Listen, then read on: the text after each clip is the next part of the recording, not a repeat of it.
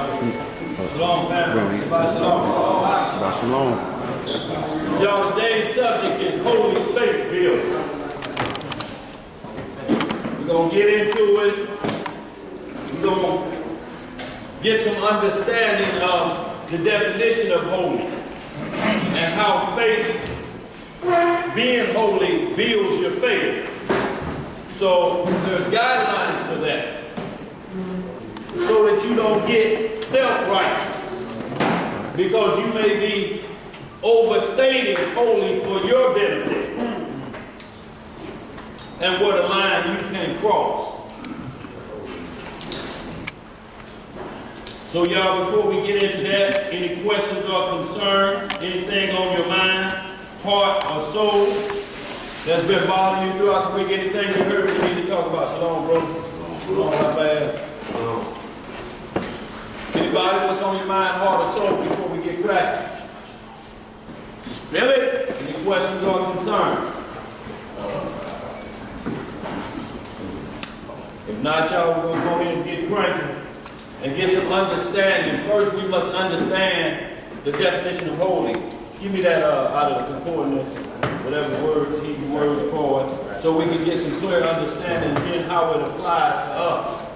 Because we ain't gonna never be on the level of the Messiah when we talk about being holy. We can become the part of the Godhead when we're adopted in, but that's after the change. So at this point, because our flesh continues to die and rot, his flesh saw no corruption. So the only way we're going to get on that playing field is to taste death, be resurrected, and found worthy, like he was.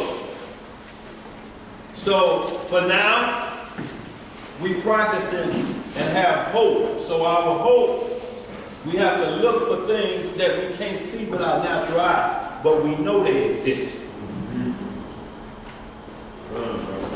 Go ahead now. I know you're ready. Yeah. All right, 6944 is the Hebrew word Kodesh, like Ruach HaKodesh, Holy Spirit. Kodesh. 6944 in the Hebrew Concordance Dictionary, a sacred place or thing. Sanctity, consecrated thing, dedicated thing. Right. Hallowed, holiness, most holy day, portion, thing, saint or sanctuary. Saint or sanctuary, most holy thing. Now also definitions for it. You had no? No, that's it right there. Okay. This right here saying dedicated. Dedicated. And Most High said, be ye holy, for I am holy. Shalom, Isaiah. You know, so what he's saying is, what holy was he? When we look it up, it says, completely worthy of worship. And ain't none of us in here. None of us worthy of worship or reverence. And then the second part of holy says, completely devoted to one's deity, what he just read. We have to be completely devoted to the deity. You can't share his worship with anybody else. And his order of worship. This is the chain of command. This is how you worship. There's three that bear record in heaven. The Father, the Word, and the Holy Spirit. In that order, the chain breaks off. Ain't said nothing about it. And, I forgot General Yohana. Right. No, it don't say him. It don't mention him. So let's stay at home and keep the words there so that we may be found to be called holy. And that's been separated and set apart. Right. And when you've done that, you get a set of rules you have to play by. When the Messiah said to the Father, give me back the glory I had before the world was. What glory do you think that was? Because he's going back to the same glory. So what was he in? Chief high priest. That's right. After the order of Melchizedek. In the heavens. That's the glory he had. He's not going to take a lesser glory. If you thinking it from that perspective or born of Joseph glory. That's less than what he had. He's not asking for less. He's getting more than what he has because now he's ruling all of planet Earth and mankind. Right. That's added on. It ain't no minus deal. Right. Like these Negroes trying to make to equal themselves up to him. So y'all, let's go and get started and get some clear understanding. 1 Peter chapter 1, verse 16. Get it done.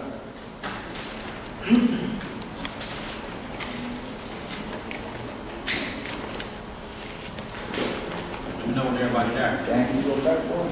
Like 13 something? Yeah, we back it up, man. Book of 1 Peter, chapter 1, verse 13. Everybody there? Let's see if you can flip. Yes, sir. Exactly.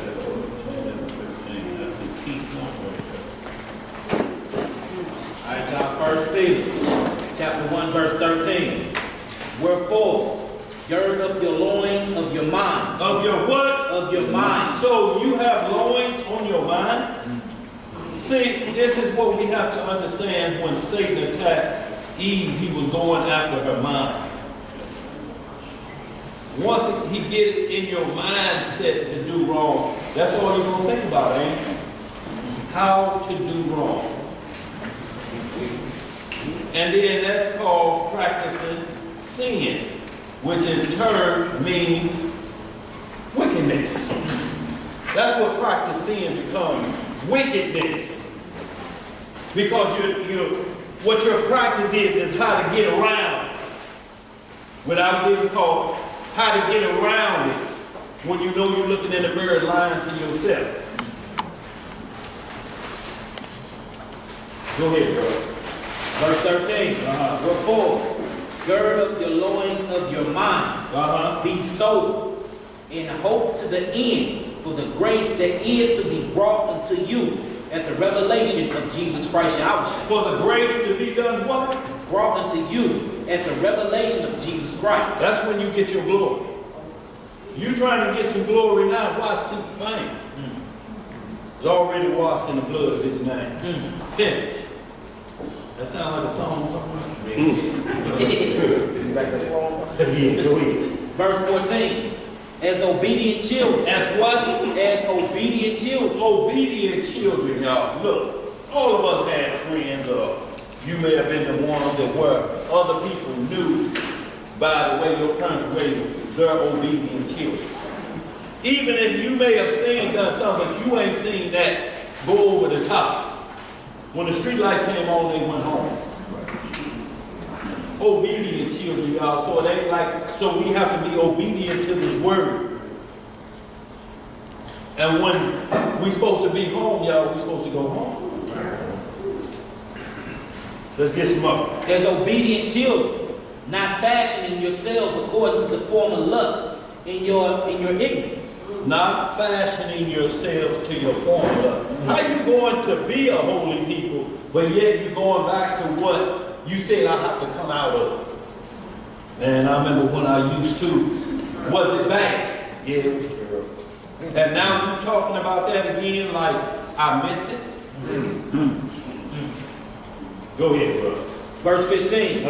But as he which hath called you is holy. Is what? Is holy. So be ye holy in all manner of conversation. Your conversation in all manner. Did it say some manner? I said all manner. All manner of conversation has to be about the will of the Most High. Because conversation can be talking about there will be no end to the Gentile rule. That can be in conversation.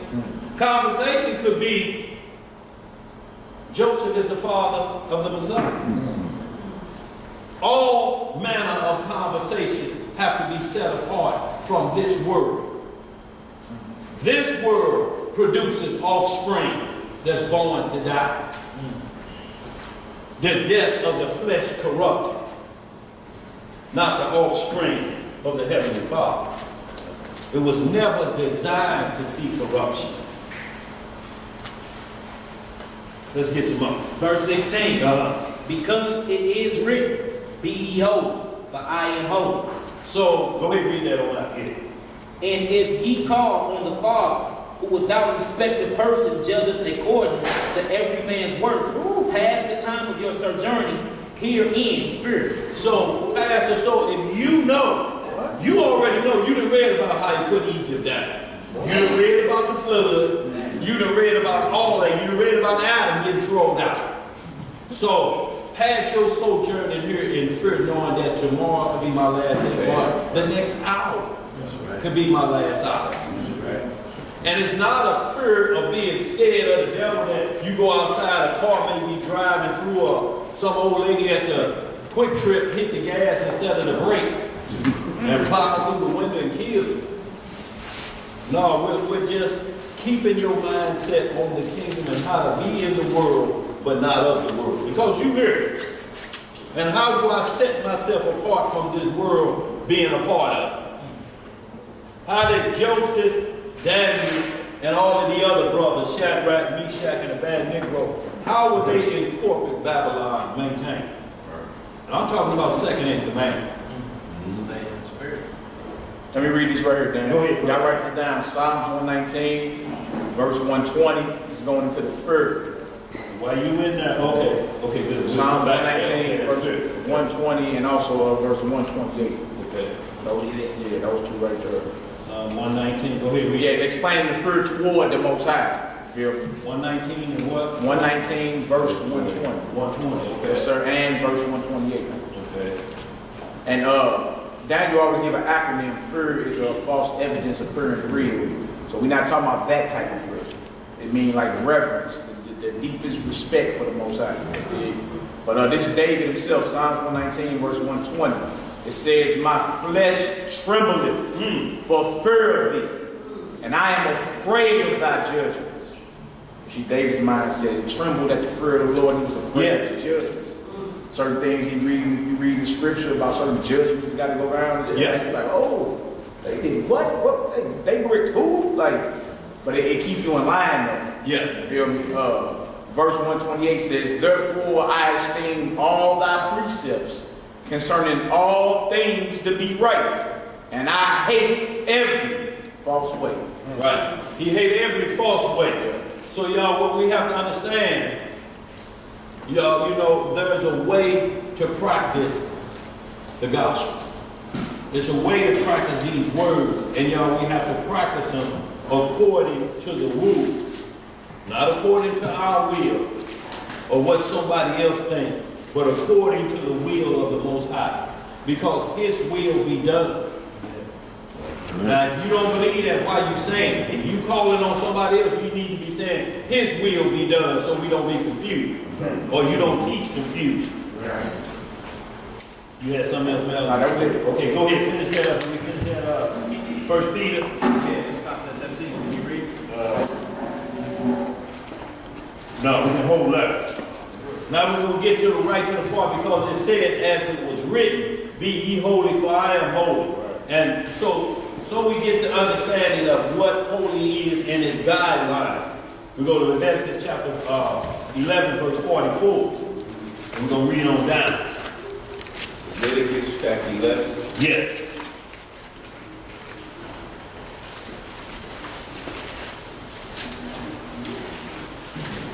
We'll start at verse 11, and we're going to read on down, because this is what was quoted.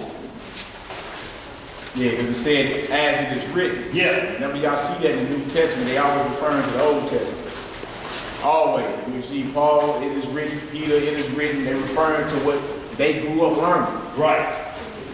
Remember, all these letters were being written. You know what I'm saying? But they grew up learning what you call today the Old Testament. You know what I'm saying? What you got from Leviticus? 11 and 44. Oh, we got it now. What I got? 44. Well, y'all glad y'all sharp today. They're like, no, wait a minute. Ain't no 44 chapter.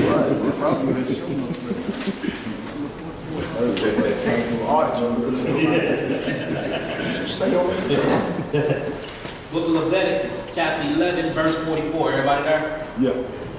Verse 44. For I am the Lord your God. Ye shall therefore sanctify yourselves. What shall you do? Therefore sanctify yourselves. So at this point, he's saying you got to wash yourself clean of whatever else you was involved with. Sanctify. When you wash your hands before you eat, what are you washing your hands for? You don't want no dirt on your food, do you? Coming off your hands. Go ahead. For I am the Lord your God. Ye shall therefore sanctify yourselves, and ye shall be holy. Ye shall be what? And ye shall be holy. For Uh-huh. I am holy. Neither shall ye defile yourselves with any manner of creeping thing that creepeth upon the earth. Creeping things. So anything or any God calling himself that are after creeping things. And you go chasing after it as well as what's on the dietary law. We can eat creeping things that creepeth upon itself. The only thing that we ever ate close to the ground was things that hopped. Like the grasshopper. Things of that nature. But it tells us along our dietary list, but this is speaking of spiritual always first. No creeping thing doctrine. Go ahead. Verse 45. For I am the Lord that bringeth you up out of the land of Egypt, Right. to be your God. Ye shall therefore be holy, Right. for I am holy. This is the law of the beast, and of the fowl, and of every living creature that moveth in the waters, and of every creature that creepeth upon the earth. Right. To make a difference between the unclean and clean, and between the beasts that may be eaten and the beasts that may not be eaten. That's right. So y'all, we see Leviticus because it's always talking spiritual first. When you eat, y'all, man don't eat by bread alone, but by what? So we know we got to always start there first. And then you learn how to eat physically. If you start with creeping thing doctrine, if you start with your mind is a Red Lobster menu, it's full of what? Creeping things at the bottom of the ocean, ain't it? Yeah, right. And that's what they put up there. They don't put up with fins and scales, which you got to have the most part of seafood, and can't be no bottom feeder. They don't start with that. What do they throw right in your face? All you can eat. Now you on a boat with all you can eat, that madness. What you gonna think gonna happen to the money in your pocket? Because your mind, everything is going a different way. So you're eating, you're taking in. And that's what Eve did first. She took in the knowledge. She ate the knowledge. Hosea said we eat the fruit of life. So eating just ain't with your physical mouth. Let's back that up, y'all. We get some more understanding.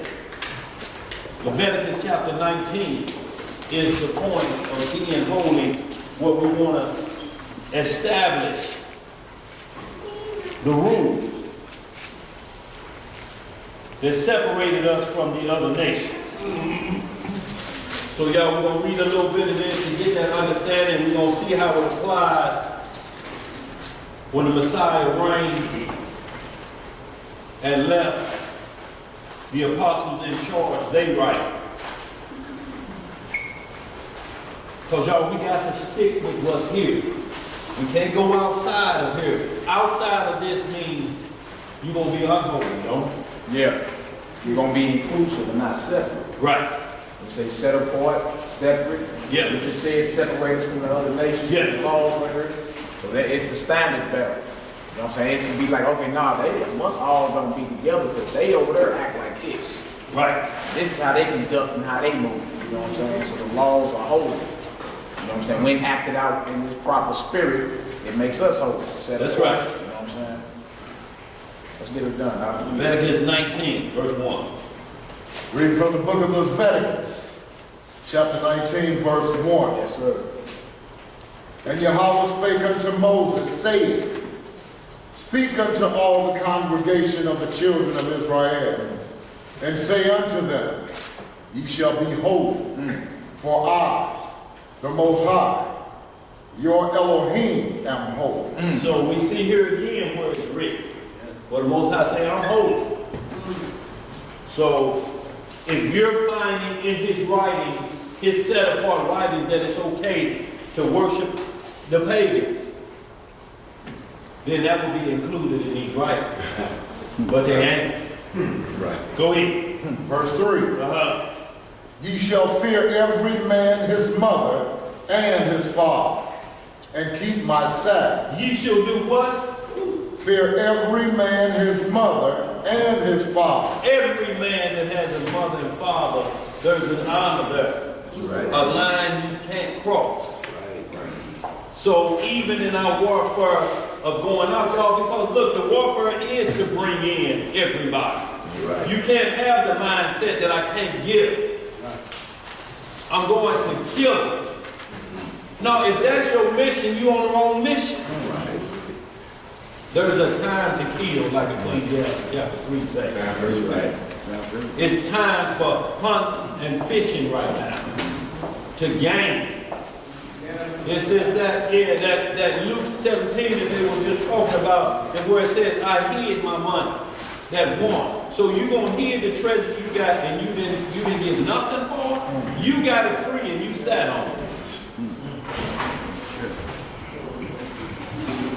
Go ahead.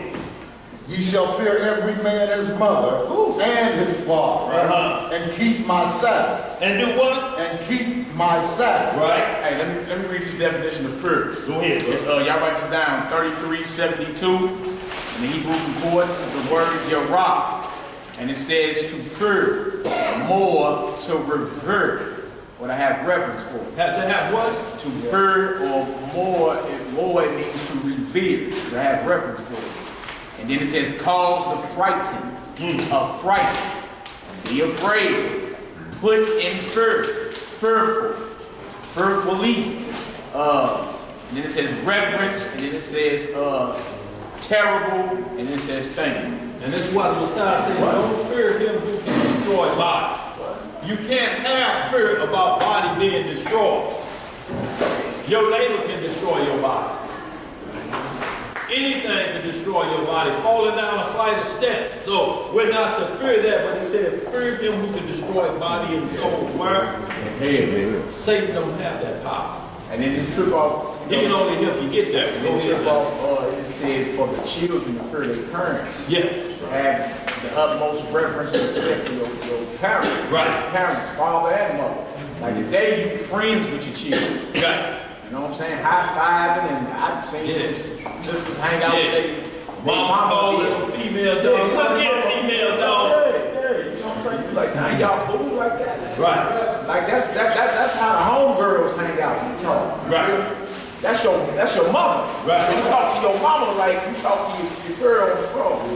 Don't make no sense. That's way off. But that show you there ain't no fear there.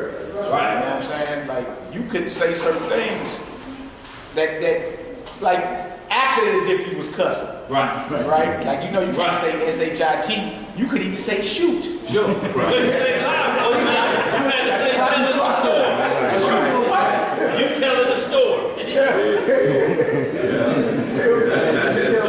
couldn't say Floyd Salute, broke will. Yeah. It's certain things you couldn't say back in the day. You got out.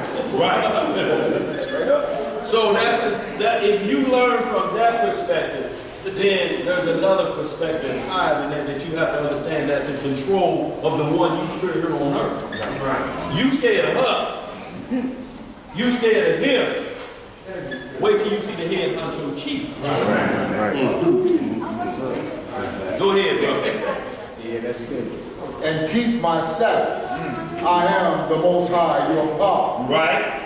Turn ye not unto idols, nor make to yourselves molten gods. I am the Most High, your God. So he's given us a list of how to be holy. Right. Y'all seeing what it's doing? It's saying these are the rules for holy. If you want to know, don't let nobody just talk. See, I got baptized and filled with the Holy Spirit. I'm holy. Well, okay. Did you get the rules? Right. Or how you got to walk after you done been all of that? Ain't no rules. Yeah. So you can make them up as you go along. The more fruit you put on that hat on Sunday, it makes you topped off. Go ahead. Verse 5. And if ye offer a sacrifice of peace offerings unto Yahweh, ye shall offer it at your own will. At your own what? Will. See, y'all, these are what the Most High is talking about. We're going to get into understanding vows. When you make a peace offering with the Lord, you make that out of your own free will. You're not pressured to do what you do. So don't say nothing with your mouth that you're worried and have to cash that check for you. Say what you mean and mean what you say, and keep it a few words, because the Most High knows what you already need before you ask. Right. And if you know He already know that, so most of the time you come in with personal want. Well, the rules say if you want, there's going to be a sacrifice, an afflicting of the soul. And then you really appreciate it and enjoy it. If it comes any other way, y'all know what's going to happen. We're going to be like spoiled children. And like it means absolutely nothing, like we did in the Holy Land. If y'all read Ezekiel 16 and 23, we ought to be ashamed of ourselves. What we were doing on our own soil. I'm talking about so bad that it caused the land to be desolate. You know how you can crop so much, and after 7 years you have to let the land rest because it can't produce no more. Right. We caused the land not to produce anymore. It became desolate. Go ahead, brother. Verse 6. It shall be eaten the same day ye offer, Right? and on the morrow. And if aught remain until the third day, it shall be burnt in the fire. See, it even gives us a way of how long to keep leftovers. After the third day, you know, start getting that stuff out. The refrigerator going to be loaded up with styrofoams. And then you be acting like I don't see that green on that bread.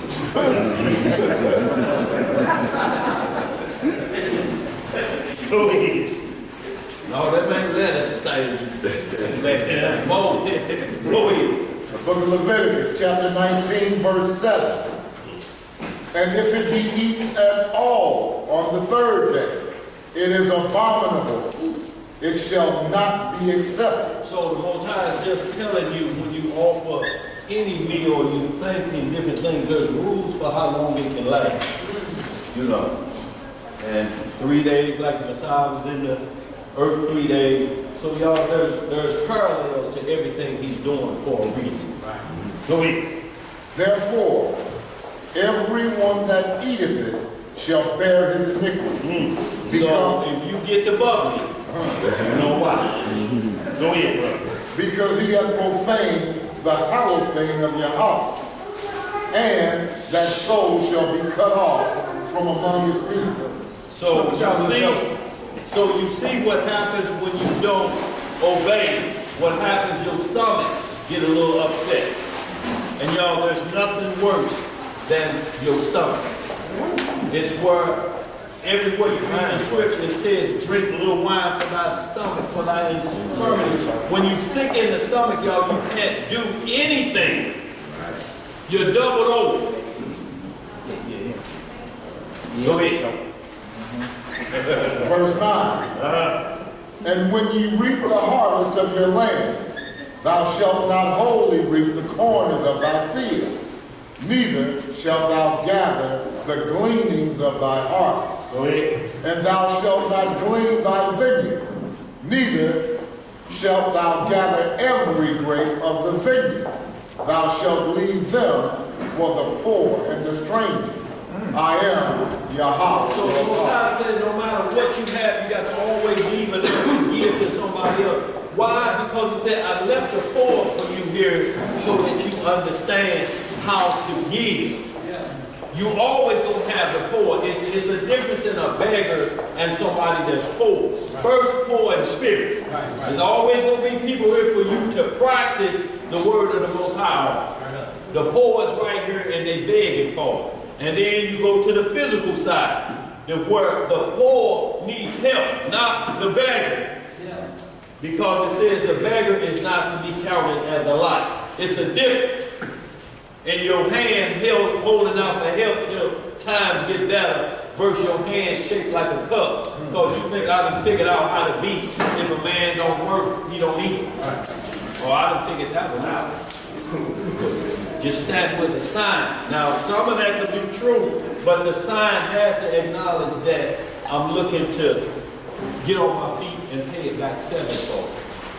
I have to give it back like I was getting it, and then you know that's the difference in poor. Somebody need a little bit of that Sirach so we understand that poor, that 14th chapter. About the baggage come on? Yeah. That's 40. 14? 40. Chapter 40. Chapter 40, verse about 13. Yeah, about 30. Okay.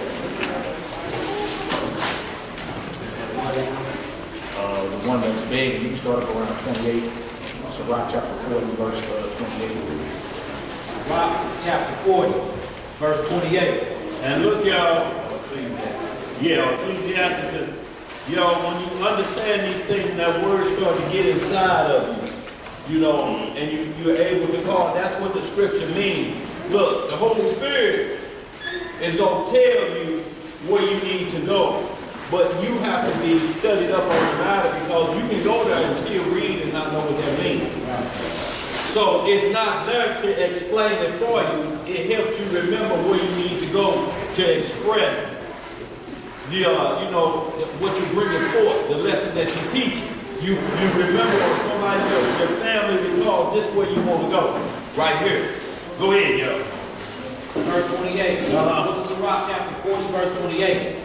My son, lead not a beggar's life. Hold on. Do what? My son, lead not a beggar's life. Y'all, when you put that up on the board, Let's see right what. Chapter 40, verse 28. I'll put it up on the board. 40 and 28. I'll put it up on the board. Let me get that on. Sit right there. Yeah, I can see it. Hold on 1 second. 28.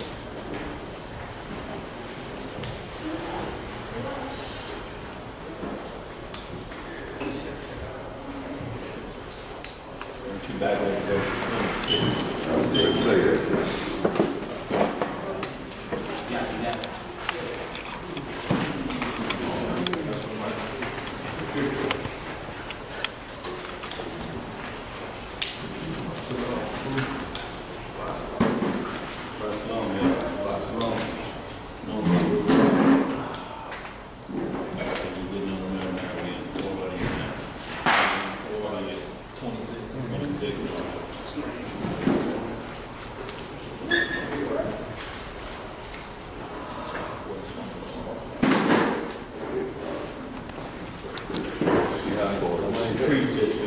This is for everybody who don't have a pocket for weather.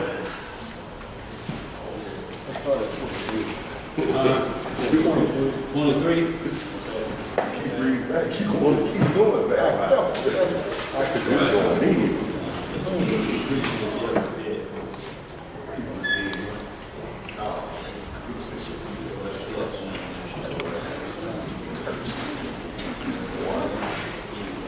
Is that better? Oh, yeah. Is that better, y'all? Yes, sir. Okay, let's get it. Sirach chapter 40, verse 22. What it say? Now I desire favor and beauty, but more than both, cornmeal, it is green. A friend and companion never meet amiss, but above both is a wife with her husband. So a friend and companion never meet amiss, meaning that wasn't happenstance. It just wasn't no coincidence, so to speak. But above both is a wife with her husband. So it's not a coincidence that we met like this. We followed the rules, and then yet it's matching up. It's what I hoped for. It wasn't amiss. That's why the scripture said when you pray, don't ask of what? Amiss, meaning without not believing it wholehearted. You have to believe that this was meant to be. Go ahead. Verse 24. Brethren, help, for against time of trouble, but arms shall deliver more than them both. See, brethren in help are against time of trouble, but arms shall deliver more than them both. So, you know you got a problem, brother and help are against the time of trouble. They there, and then they may not be there. Man, I thought I can count on this. But alms, when you give alms, that is above both of them because you're giving and you're saying, I'm giving it for to do good. That's it. You can't direct it. You can't tell nobody how they should do their alms. I'm going to give you these $2. You better not go to that liquor store. That ain't your job for giving. Right. If you're going to give it. Go ahead. Verse 25. Gold and silver make the foot stand sure, but counsel is esteemed above them both. See, you can have stacks on debt and not know what to do with it. Because you don't understand true riches, and that means how to govern yourself with money. Because you can start thinking evil with that stack, ain't you? Yeah. I ain't never liked the way he talked to me. Now I'm standing sure. I'm a sensitive hitman over there. I'm that tight end for the Patriots.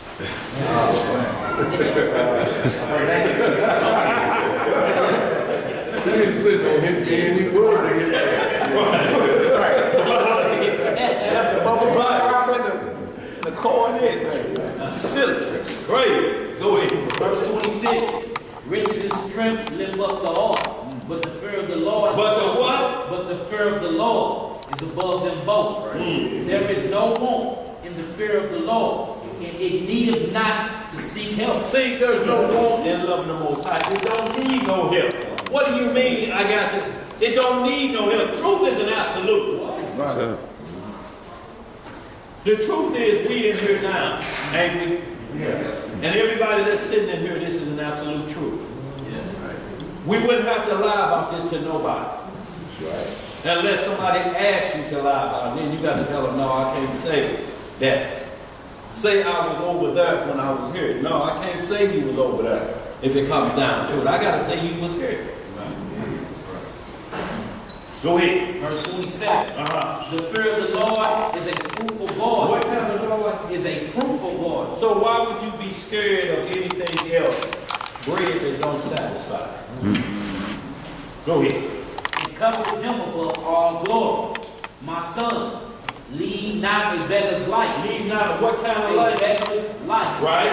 For better it is to die than to beg. Better it is to die to the big. Now, does this, where do we draw the line in poor and why was the storehouse created?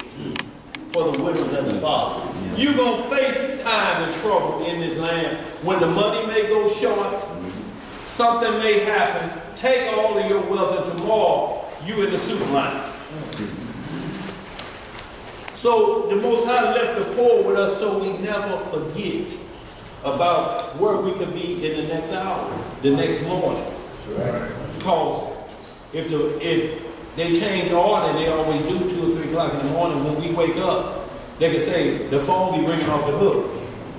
Hey, y'all heard money ain't no more good, it's flying down the street. And you look out the window and see it flying down the street. What you going out there to gather for what?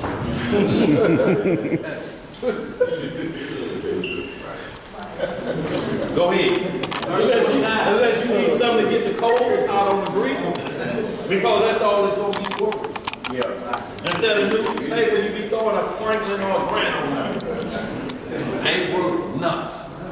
Go ahead. Verse 49. Like him that dependeth on another man's table is not to be counted for a life. See, the life of him that counted on another man's table. This is where it's saying it becomes begging. Because you're counting on it, you know.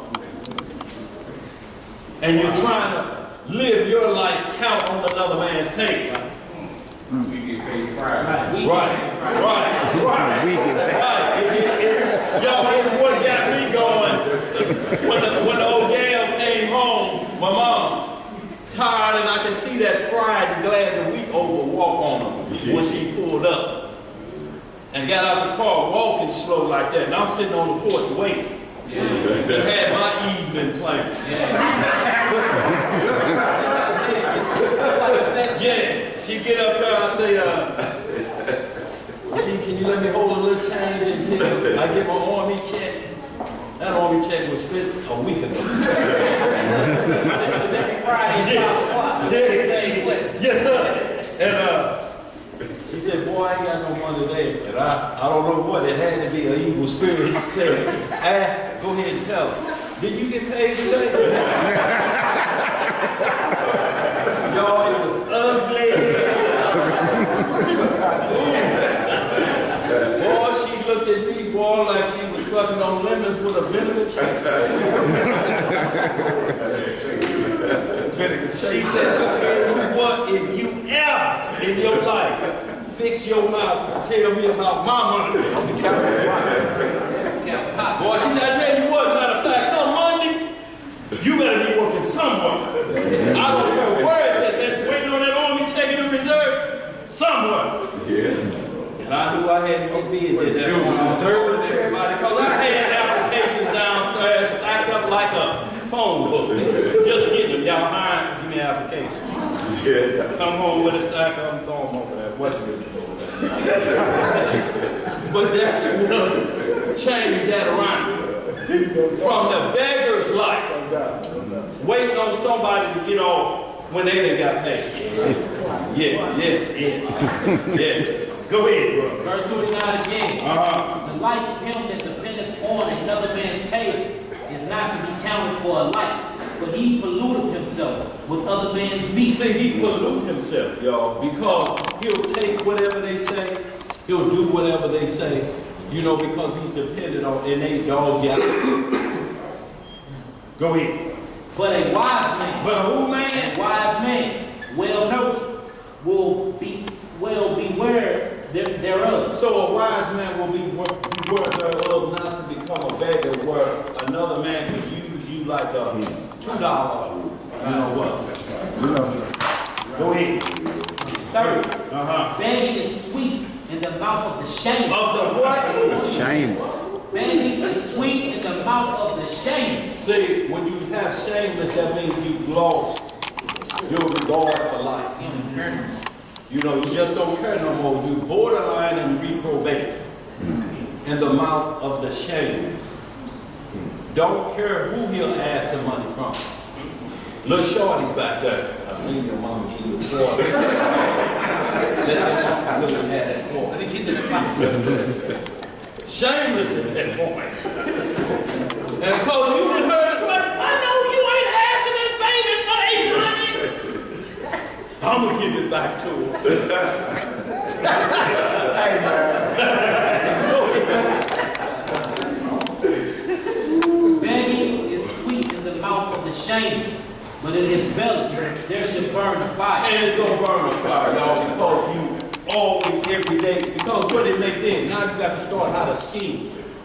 You know what I'm saying? How to ask for things and make people think you mean the real deal. So with that comes a lot of lying. And a lot still is just tell what you mean, the vow from your mouth. Then we're going to get into, man, I'm on hard time. But as the Lord give me breath in my body and I get back up on my feet, bro, you'll hear back from me. And then it's your job to only give him what you can afford to lose. Some of us, that's zero. Some of us just say, well, I'll make a sacrifice in those shoes I want to get. I'll put them off for 3 more weeks and let him have this. But there's going to be a sacrifice, but you cannot give and make threats about what you're giving out to somebody. At that point, if you're making threats, they're bad. If you have to make threats. Nigga, I have my 20 back Friday and see what's going to happen. Don't tap it and see what's going to happen. How you going to give like that with threats? Yeah, because you talking to him like that because you know he ain't going to happen. Right. Exactly. Right. You give it away, you know he Right. ain't going to happen. We can hold up, bro, and get right back to that script. Yeah. So y'all, we want to just go there to give you some understanding of the difference in poor, because you're going to fall on hard times sooner or later. It's designed for that. If you don't, this world is going to fall into hard times. So, right. Brexit thing, the EU, and the United Kingdom just pulled them out of the EU. Right, and that affected the world market like within 48 hours. Everything that's like $1 trillion was for that first day, or 2 trillion? it was like 2 trillion the first day, and like by the time it got opened, by the time Monday came around, it happened last Friday. By the time Monday came around, they lost trillions, man, like unreal, off one nation pulling up out of the EU. World markets across the world, because it's all interconnected.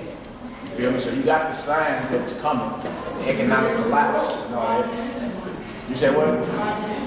Yeah, that's what I'm saying. Because Friday, and then, you know, they closed down business Saturday and Sunday, so then they knew once the market's over Monday, it's a problem. Go ahead. The European Union. So you got, if you look at the old map of the old Roman Empire, you'll see the European Union is a rehash of the old Roman Empire. Right? So you basically living in Rome all over again. Senates, they had a Senate in Rome, you got the Senate here, they had Capitol, Lion Hill, where they made all the legislation, you got Capitol Hill here. Apion's Way, the main road that was going through Rome or whatever, you know, Highway 66 here, you know, all the extra parallels that's going on. And you'll see they had a two-caste party system, the plebeians and patricians.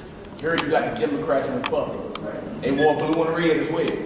You feel me? You're seeing that what was going on then is going on now. Right. You feel me? So that's all you're seeing. You're seeing the nations falling apart. You feel me? And how everything is connected. So they come in with the Catholic society, and they'll be coming with that RFID chip to go up in. Yeah. As a mandate. It's happening now, but you said what, bro? Think about the chip on the mainstream media, 245. Yeah. Y'all, it's gonna be right before our face, y'all. Yeah. We comfortable with eating. Y'all, that's why we got to learn, we got the day coming up every year, once a year, how to cleanse your body of sin. For that, what you had on you up to that point. And how to eat spiritually for one day. Think about that. Your temple is being cleansed because you're getting rid of sin, plus you're fasting, afflicting the soul. That day you should be clearing out. It should be swept and gone as your house. At that point. It's getting you prepared for so that we don't die wanting to eat one morsel of meat. Y'all, we're going to have to get ready for this spiritually, mentally.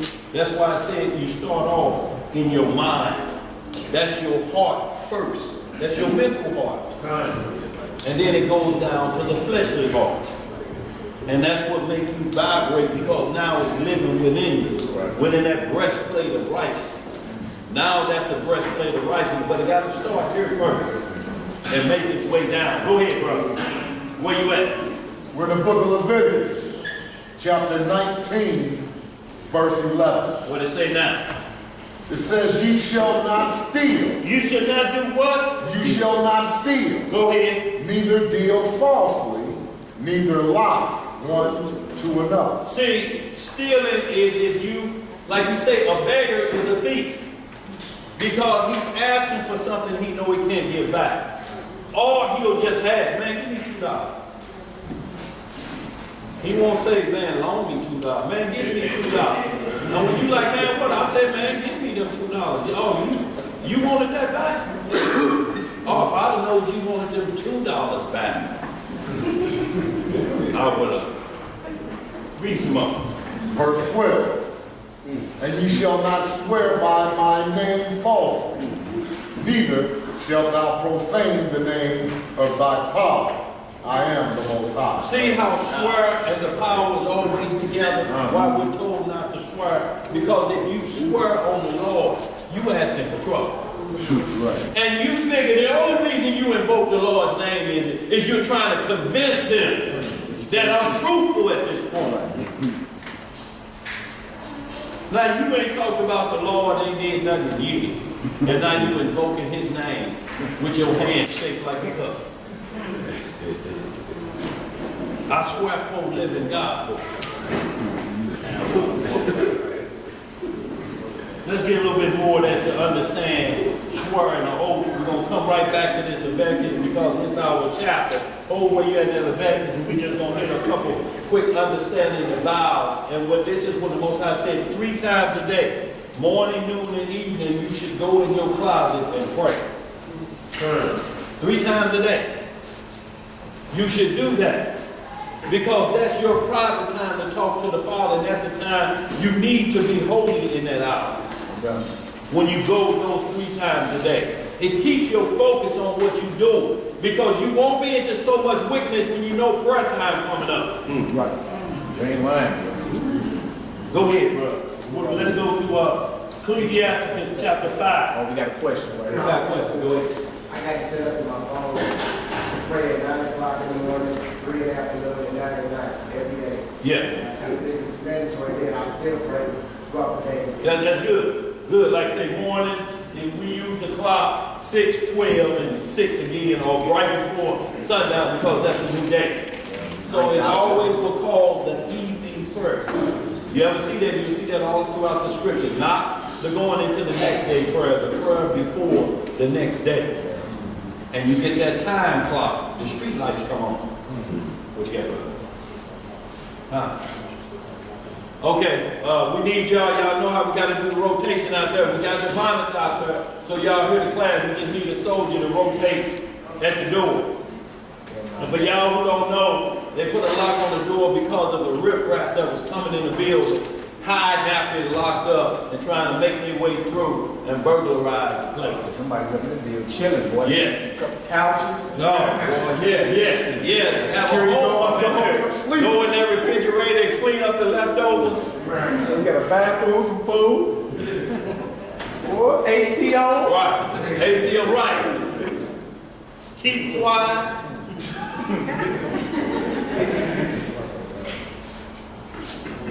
You know how I go tell somebody and they mess it up. But what they did, y'all, they stayed in overnight, crawled into the auto shop over there and cleaned them out. You know, so it's on lockdown from that perspective. So we have a monitor system up there that Duell hooked up. It's high tech, y'all, but it ain't nothing but a baby monitor. I said, let me move in the future up there. But it's just a baby monitor with 1,000 feet range. What's 1,000 miles? Hebrew Duell said, man, what about that? I said, that'll work perfect. So you hear the class while you up there. You know, but we want to make sure we rotate out. And y'all, we want to get on a pattern that when we watch the clock and we know who's at the door. If they've been out there an hour, it's not up. Can I get somebody to go? If you ain't been, you ain't missing no class. Because you're going to see it on the rebroadcast and you're going to still be able to hear it. But we got to know who's coming down the steps because we're responsible for who come through them doors at that point. That's right. Okay, go ahead. Okay, we're going to Ecclesiastes chapter 5 in the Bible, verses 4. We're going to hit a couple vow understanding and what happens when you do your 3 times a day. See, your 3 times a day is said who you talking to. The Father one-on-one, ain't it? So that's where you making all of your commitments to. At that point, that's why he said, go in your closet and shut the door. And when you have shut the door, then speak to the Father. So no man can hear you. You can't be praying with you up against the door so everybody in the other room can hear you. Right. And I want to just thank you so that everybody knows that I am a servant of yours and I obey your will.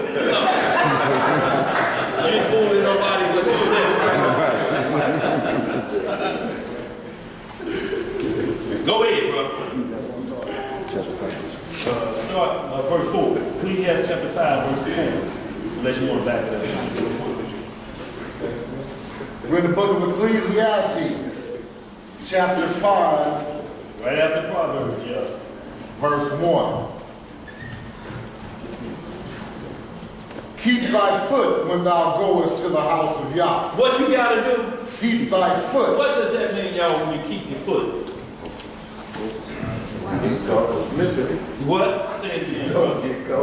Don't get caught slipping. When you come to the house of the Lord, when you come to prayer, don't be caught slipping. So you don't come and start praying or asking the Father about something, and you think He ain't got a clue about what you was into because you was dreaming. But you know, dreaming is the subconscious mind. It's what separates you first. You separate yourself and become a living sacrifice. That's why we read in there about the sacrifice. First, in Leviticus, the first part of Leviticus, we read 11. That's why you have to become a living sacrifice. So you can't come to the altar with your fingers crossed behind your back, and you asking the Lord, you praying. And Lord, I just want to tell you that if you, and your fingers crossed behind your back. You playing Russian roulette. Go ahead. Keep thy foot when thou goest to the house of Yah. Right. And be more ready to hear. Be ready to do what? To hear. Than to give the sacrifice of fools. For they consider not that they do evil. Be not rash with thy mouth. And let not thine heart be hasty to utter anything before the Most High. So this is telling you, guard your what? Real. Guard your real. Every idle word going to be called into play. Yo, we shouldn't have to correct you, but you'll see some Hebrews, when you're talking about the script and they mess around and say a word from their past, they should say, Lord, forgive me, bro, I didn't mean to say it like that, but you know, man, because, this dumb, man, this dumb. Wait a minute. But we saying the other word. And you talking about the script? You have to catch yourself. I shouldn't catch you. Wait a minute, this can't be compared to your cool talk. Yeah, right. Man, you see this dumb when I'm talking this dumb. There's somebody saying they S-H-I-T, they GD Bible. Right. Brother was saying that one time. Like, man, you heard what you said? You said, yo, GD Bible. Right. I just blessed Bible. Right. I am a Bible. Right. You might want to watch that, brother. And you heard one part of Moses here holler, boy, I was so mad, God righteous.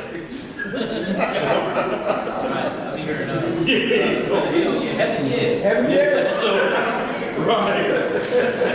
Heaven here. Right. You don't know. Right. Go ahead. So if that's what it takes to practice to turn away from that, get rid of them idle words, because that's all they want. That idle words, they have nothing, they can't move, they can't speak, they're void of understanding, they idle words. Go ahead. For Yah is in heaven, and thou upon earth. Where are we? Upon earth. Is this the same as Isaiah 55:8-9? Or your thoughts are not my thoughts? Right. My ways are not yours. As high as the heaven is from the earth, my ways are higher than yours. So how do we think we're thinking for the Lord? Now the Lord knows my heart. Oh, so you think for him. No, it is. Well, it is a true statement, but not how you say it. Because that's what they said he gonna judge. The heart of her. Heart is wicked. Most High say, I'm going to judge what you were thinking first before you put your hand on it. See, we want to get the crime when our hand was on it, but the crime is up here. Right. How you respond to that? That's what he said he was going to judge. And when somebody bring that back to you, ain't that what stunned? Yeah. Go ahead. For Yah is in heaven, right, and thou upon earth. Therefore, let thy words be few. Right. For a dream cometh through the multitude of business. Y'all see what a dream come through the multitude of business. When you so busy all the time and you working yourself, that makes you tired. And usually dreams come, you say, I was tired, I was working all day. Go ahead and read a little bit more with some understanding. For a dream cometh through the multitude of business, and a fool's voice is known by multitude of words. See, because you haven't rested. That's what the Sabbath is for. We need to truly understand what the Sabbath is for. It's for a man to rest. That's why man was not made for the Sabbath, but the Sabbath was made for a man. If you don't rest, you're going to burn out. Everything they do, you hear millionaires saying 20-hour days. Most High say that's too many work hours in one day. You're going to burn out. And guess who they leave all them billions and millions to? Because you burn out. You are burnt out. The Sabbath means recharge yourself. When you're working on a car, you've been working on things too long. That's why you have to step away and go rest, take a nap. And guess what happened when you wake up? That light click on. Now, okay, you put the ratchet right there. You be like, boy, that's all it took was a nap. You're overcharged, too much business going on in your head. You're working on this, you're trying to hustle a little paper, but you're trying to figure out how I'm going to spend it when I get over there, and you ain't concentrating. Too much business on your mind. Go ahead. You refresh your computer, don't you? Right. What you do that for? What you don't you have to clean out history? If you know what happened, it slowed down. Go ahead, read some more. Verse 4. When thou vowest a vow. Here we go. Sorry, let's go. When thou vowest a vow unto God, right? Defer not to pay. Defer what? Not to pay. Don't come back here talking about, no, this is when Isaac blessed Jacob instead of Esau. He said, I can't reverse it. I can't reverse it. Go ahead. For he hath no pleasure in food. Pay that which thou hast vowed. Pay that which thou hast vowed. That's why I say don't swear or do them things when you say, I'll put this on my mama. I'm going to have it this day, and you don't even know if you're going to live that day. How you going to make a vow like that? Go ahead, read verse 5. Better is it that thou shouldest not vow, than that thou shouldest vow and not pay. Go ahead. Suffer not thy mouth to cause thy flesh to sin. So what causes our flesh to sin? Thy mouth. Smooth words, whisperers.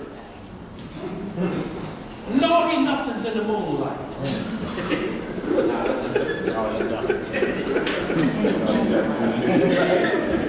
Go ahead. Neither say thou before the angel that it was an error.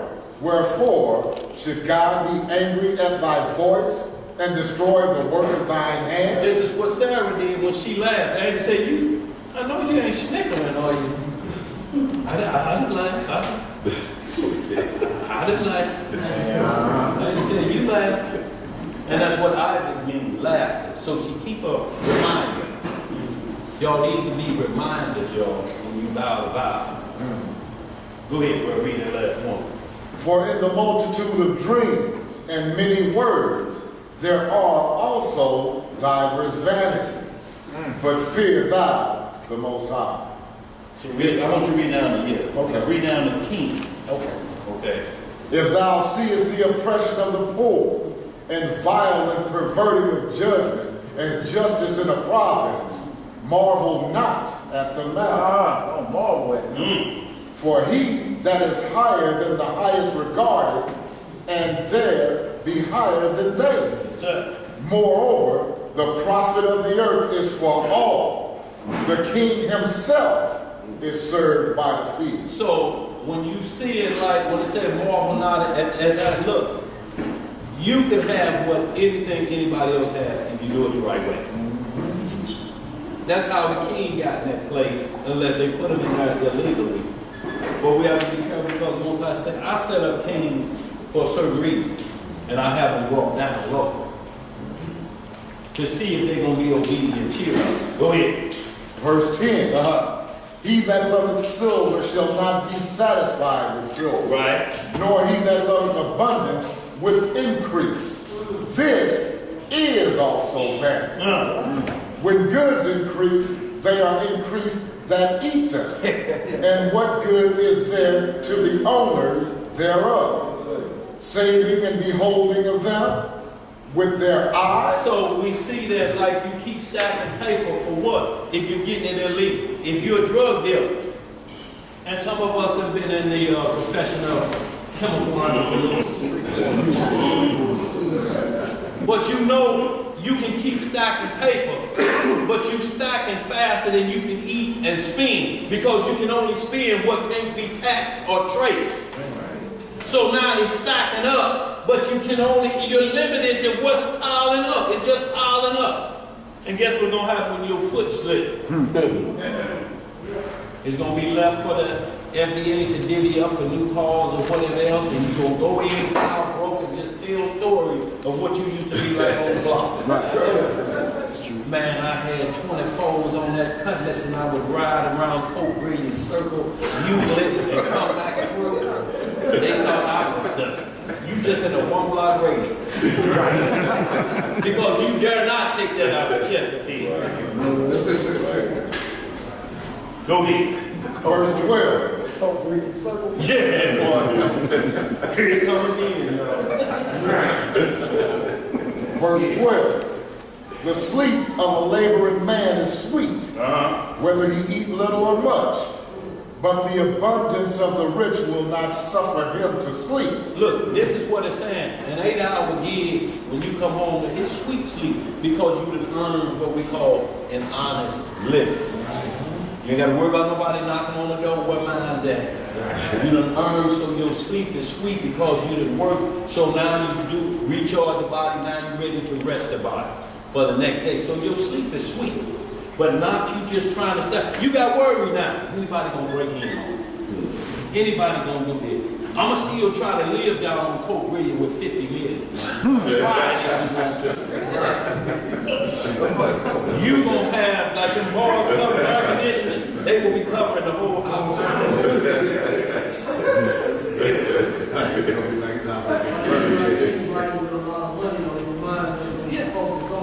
That's it. And you hear songs, I got my mind on my money and my money's on my mind. Instead of the Most High. That's right. Then mammon has become your God. Right. See, there was a God over money. Mammon. That's who the God was over money. When you started to worship. Go ahead. Verse 13. There is a sore evil which I have seen under the sun. Namely, riches kept for the owners thereof to their hurt. But those riches perish by evil travail, and he beggeth a son, and there is nothing to his hand.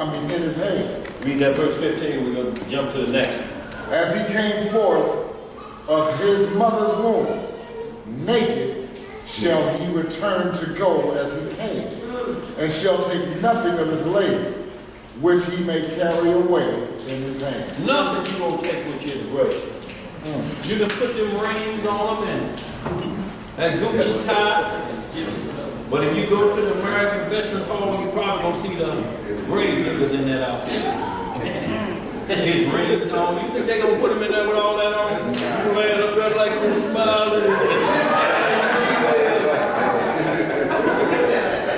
Boy, they going to put up them boxing fingers, don't be like this. Boy, they just fired and snatch them off.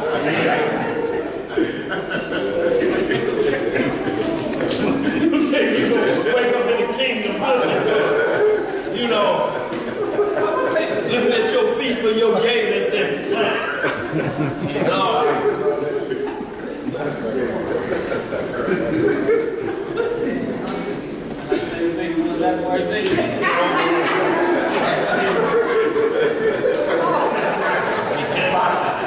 Go ahead. Boy.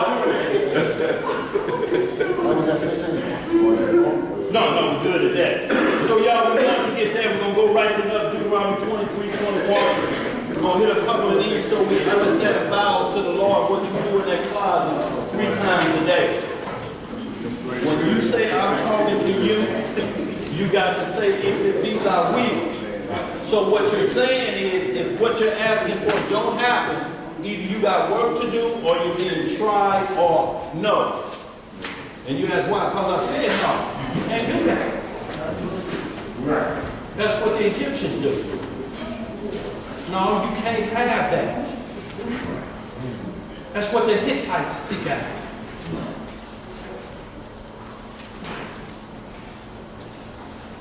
Deuteronomy 23, 21. And then we're going to hit Numbers chapter 30, verse 1 through 3. Gotcha, brother. The book of Deuteronomy, chapter 23, verse 21. How we looking? We good? All right, Deuteronomy, chapter 23, verse 21. When thou shalt vow a vow unto the Most High, your God, thou shalt not slack to pay it. Yahweh thy Elohim will surely require it of thee, and it would be sin in thee. It would be what? And it would be sin in thee. See, y'all, so that's why we should not suffer our mouth to sin. Look, say I affirm. Bro, look, man, I'm telling you, man, that the Lord have breath in my body, man. I'm going to try to do that if this works. Look, if he say no, he's going to say no anyway, but you can't trick nobody like that. Then we don't know it's bad. Right. Once the trickery starts, the vows you know you can't keep. Can one make his hair white or black? Can one make his stature any taller? I done dreamed of winning dunk contests. When I woke up, just a dream. Go ahead. Verse 22. But if thou shalt forbear to vow, it shall be no sin in thee. It should be no what? No sin in thee. So what is this telling you, y'all? No sin in thee. So the best time to do this is after the Day of Atonement. Or anytime one chooses to fast and cleanse himself. This is why certain demons had to be cast out after fasting and prayer. There can be no sin found in you. So whatever you ain't repented from, you got to get that out and then attack these supernatural, powerful demons that's out here. You come with them short and you still got some lingering on leavening in you, they gonna play right on that. Master. Go ahead, bro. Verse 23. That which is gone out of thy lips, thou shalt keep and perform. Even a free will offering according as thou hast vowed to Yahweh thy Elohim. See, even a free will offering. If you say you're gonna do it, do it. And I'm talking about with a free will, you done got a little extra paper. And you done made your mouth say, I'm gonna get this to over there. And then you start thinking later on, when you start finding excuses why you gonna do it. Most I say you should have just kept it to yourself. Go ahead. Is that it? Which thou hast promised with thy mouth. That thou hast promised with thy mouth. Y'all, when you say I promise, these are solemn vows, they swear. So in the Old Testament and the New Testament, it says swear not. Unless you plan on keeping it, your word is your bond. That's all we had, y'all, to go off of. My word. Go ahead. Did you finish that? All right, we're going to go back to verse 18. Okay. I'll start at 17. 17 and 18. It says, there shall be no whore of the daughters of Israel. Right. Nor a sodomite of the sons of Israel. Right. Thou shalt not bring the hire of a whore or the price of a dog into the house of Yah, thy Elohim, for any vow.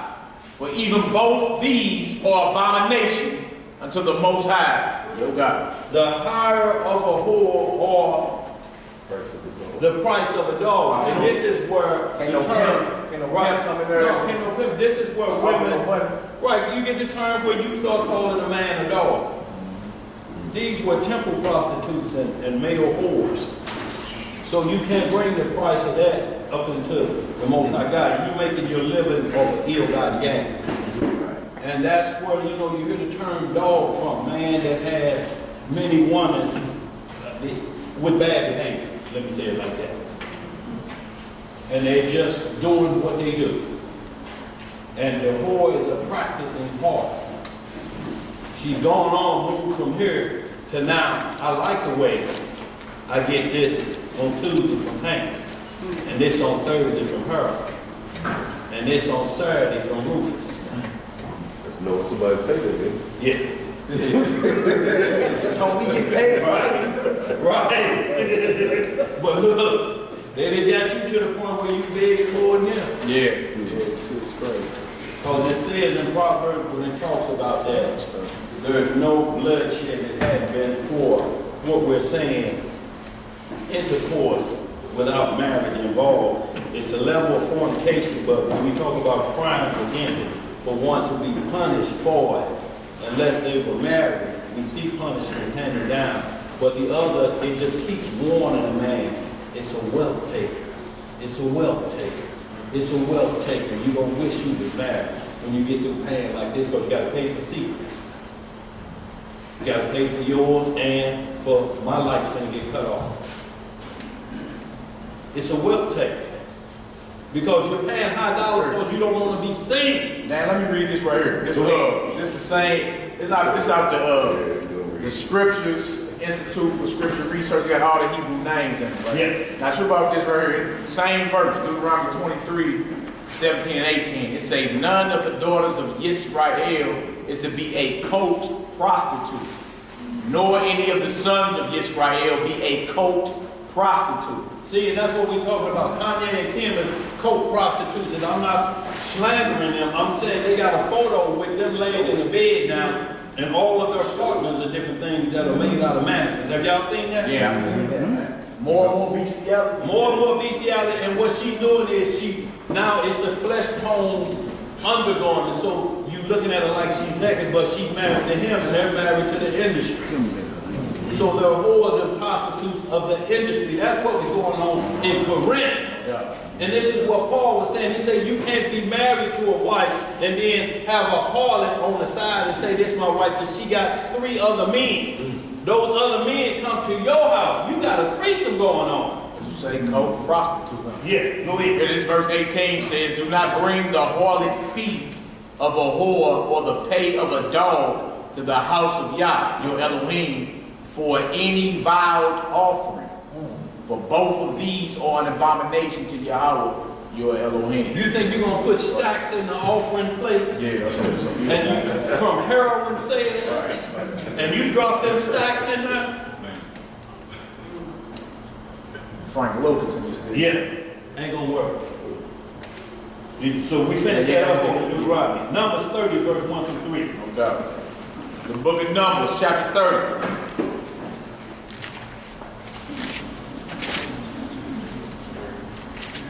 Is that 1 through 3 out? Yeah.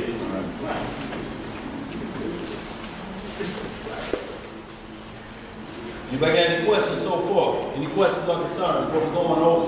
So you understand that what we're setting up is how to be holy. And that means the first thing is be about your word. That's the first thing. Because if you're not, you're going to be found to be a hypocrite if you ain't. So this is why I say you got to be about your word. You got to separate that old life where you schemed and scammed to get what you want. Go ahead, what you got inside?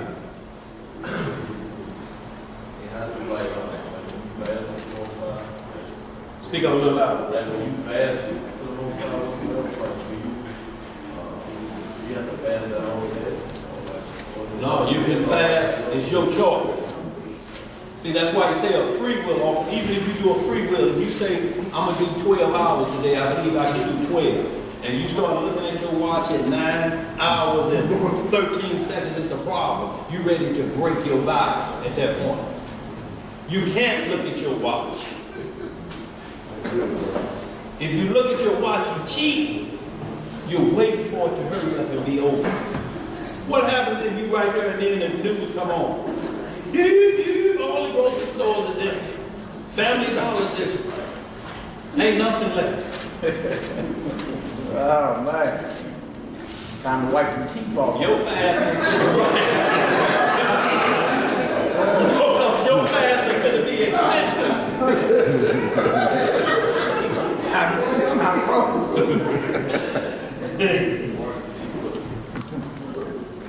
Where we at? Numbers 31. When he wrote the scripture for fasting, you got them, don't you? Matthew 6. Yeah. Matthew chapter 6. Yeah, get the scripture for fasting. Matthew 6, verse 16 through 18. And then Isaiah, it's a good one in Isaiah chapter 58. Yeah, it's a good one in Isaiah chapter 58. And y'all, these are talking about afflicting the soul. It's your soul. And when you're afflicting your soul, you don't want nobody else to know what you're going through. You know, because if you show somebody what you're going through, you're trying to ask for help or you cheat. You like you want them to go and start telling the Lord, and even if he attempt to fall off, have his back, Lord. Don't tell nobody what you do. He attempt to fall off. Go ahead. All right, we're in the book of Numbers chapter 30. The book of Numbers chapter 30, verse 1. And Moshe spake unto the heads of the tribes concerning the children of Israel, saying, this is the thing which Yah hath commanded. If a man vow a vow unto Yah, or swear an oath to bind his soul with a bond. To swear an oath to bind his soul. Y'all, when we talk about, when you read in the scripture where it says a man can either bind his soul, he's free on earth, or he can release in. Y'all, when you're binding oaths, y'all, you're playing with your soul. Shalom, y'all. You playing with your soul, y'all. You just can't play with it like it's Russian roulette. Like it don't mean nothing, like my soul that it has no value. When the Most High tell you the soul is the richest piece of anything on planet Earth of the creation. More than any rubies or gold, it's the soul. Go ahead, bro. I was watching this show called Supernatural. Yeah. These two white boys called Sam and Dean Winchester, and they go over a lot of stuff like this. There was this particular episode where they was trying to buy something, and he had to buy it from this thing called purgatory and hell, where everybody was putting forth things to buy. Some person offered him the moon, some person offered him the sun, the galaxy, 2 virgins, but this lady, she was poor, she offered her soul. He said, I don't want nothing nobody else got. This is the most priceless thing you can ever give me. You know what I'm saying? He just said it too, so it just made me think about that. Right, and that's not no man's imagination. He knew what he was reading, he knew the flip side of that, what that would gain. I'm going to get rich if I get souls.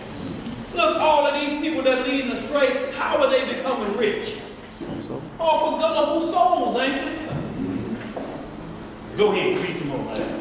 If a man vow a vow unto the Most High Yah, or swear an oath to bind his soul with a bond, he shall not break his word. He shall do according to all that proceedeth out of his mouth. Verse 3. If a woman also vow a vow unto the Most High, and bind herself by a bond, being in her father's house in her youth, and her father heard her vow and her bond wherewith she hath bound her soul, and her father shall hold his peace at her, then all her vows shall stand, and every bond wherewith she hath bound her soul shall stand. And see, and this is why husbands couldn't prostitute their daughters. Because if you allow them things to happen, those vows stand. And there was nothing worse than getting that name in Israel. Go ahead, what you got?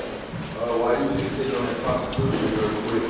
I just want to know, because there's a lot of words going around, mainly from younger brothers who I heard, where you later receive a woman, it's no transgression or whatnot, and they call it like shacking up or whatnot, and it don't sound right at all. So I'm wondering, what's the condemnation on it, and why is it unlawful? Well, this the deal. In the Bible, you got wife, concubine becomes wife. You got harlot or prostitution. Widow, Yeah, and virgin. Over here, widow and virgin. You got them on this side, married and unmarried. And then you got sexual intercourse without marriage. Now, how does that become a sin? Well, you got adultery, which is tied to marriage only.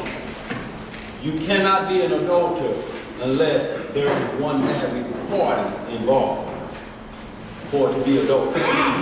So that's tied to that. But then you got fornication, which is illegal sexual intercourse. So think about this. Messiah said, don't put away your wife except it be for fornication. Now, why didn't it say except it be for adultery?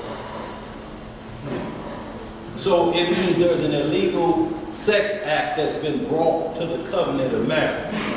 Strange flesh or doctrine brought to the marriage. And if you find out about any of that's going on, those are the only guidelines that you can say we need to get a paper out and settle this matter. Anything else, if you have to break because you made a bad decision, there's a trail of bad decision that comes behind it till you get back on your feet.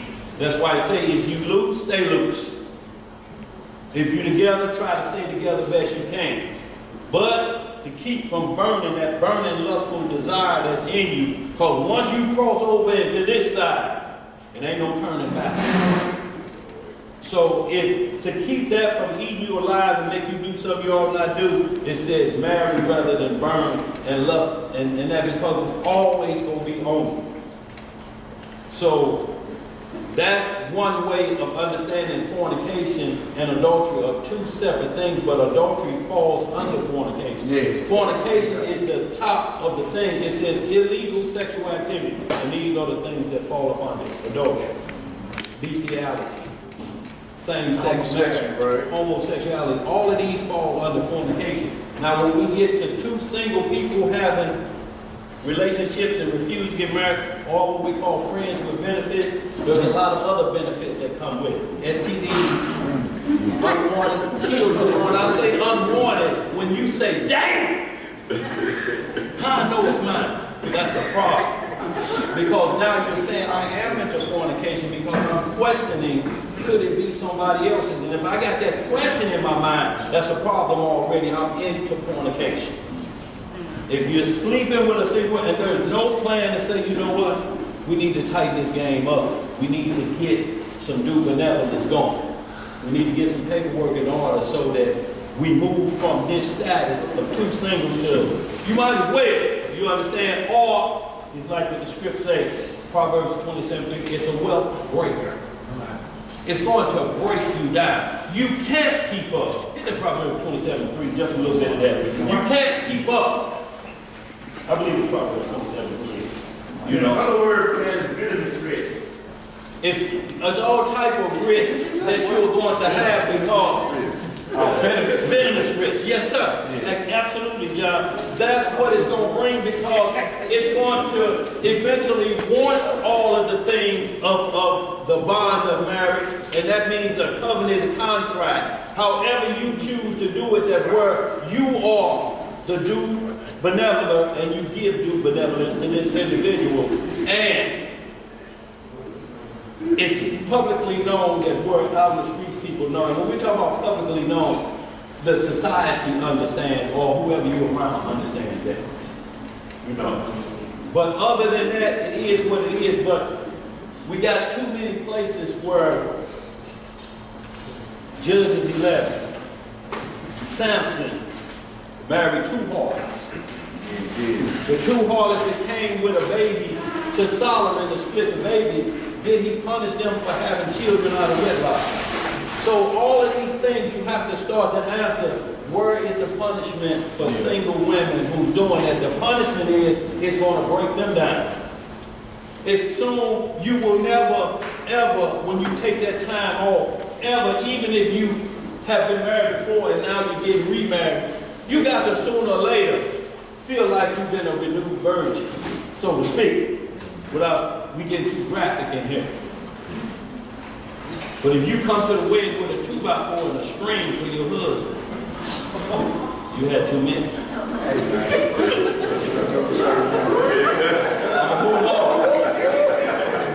Move on. And the woman at the wedding, y'all, because he said, you know, the Messiah told him, he said, yeah, I'm the Messiah. And where your husband at? She said, well, I'm not married. He said, I know. He said, but I know you had 5 husbands. The husband you're with right now, or the man you're with right now, is not your husband.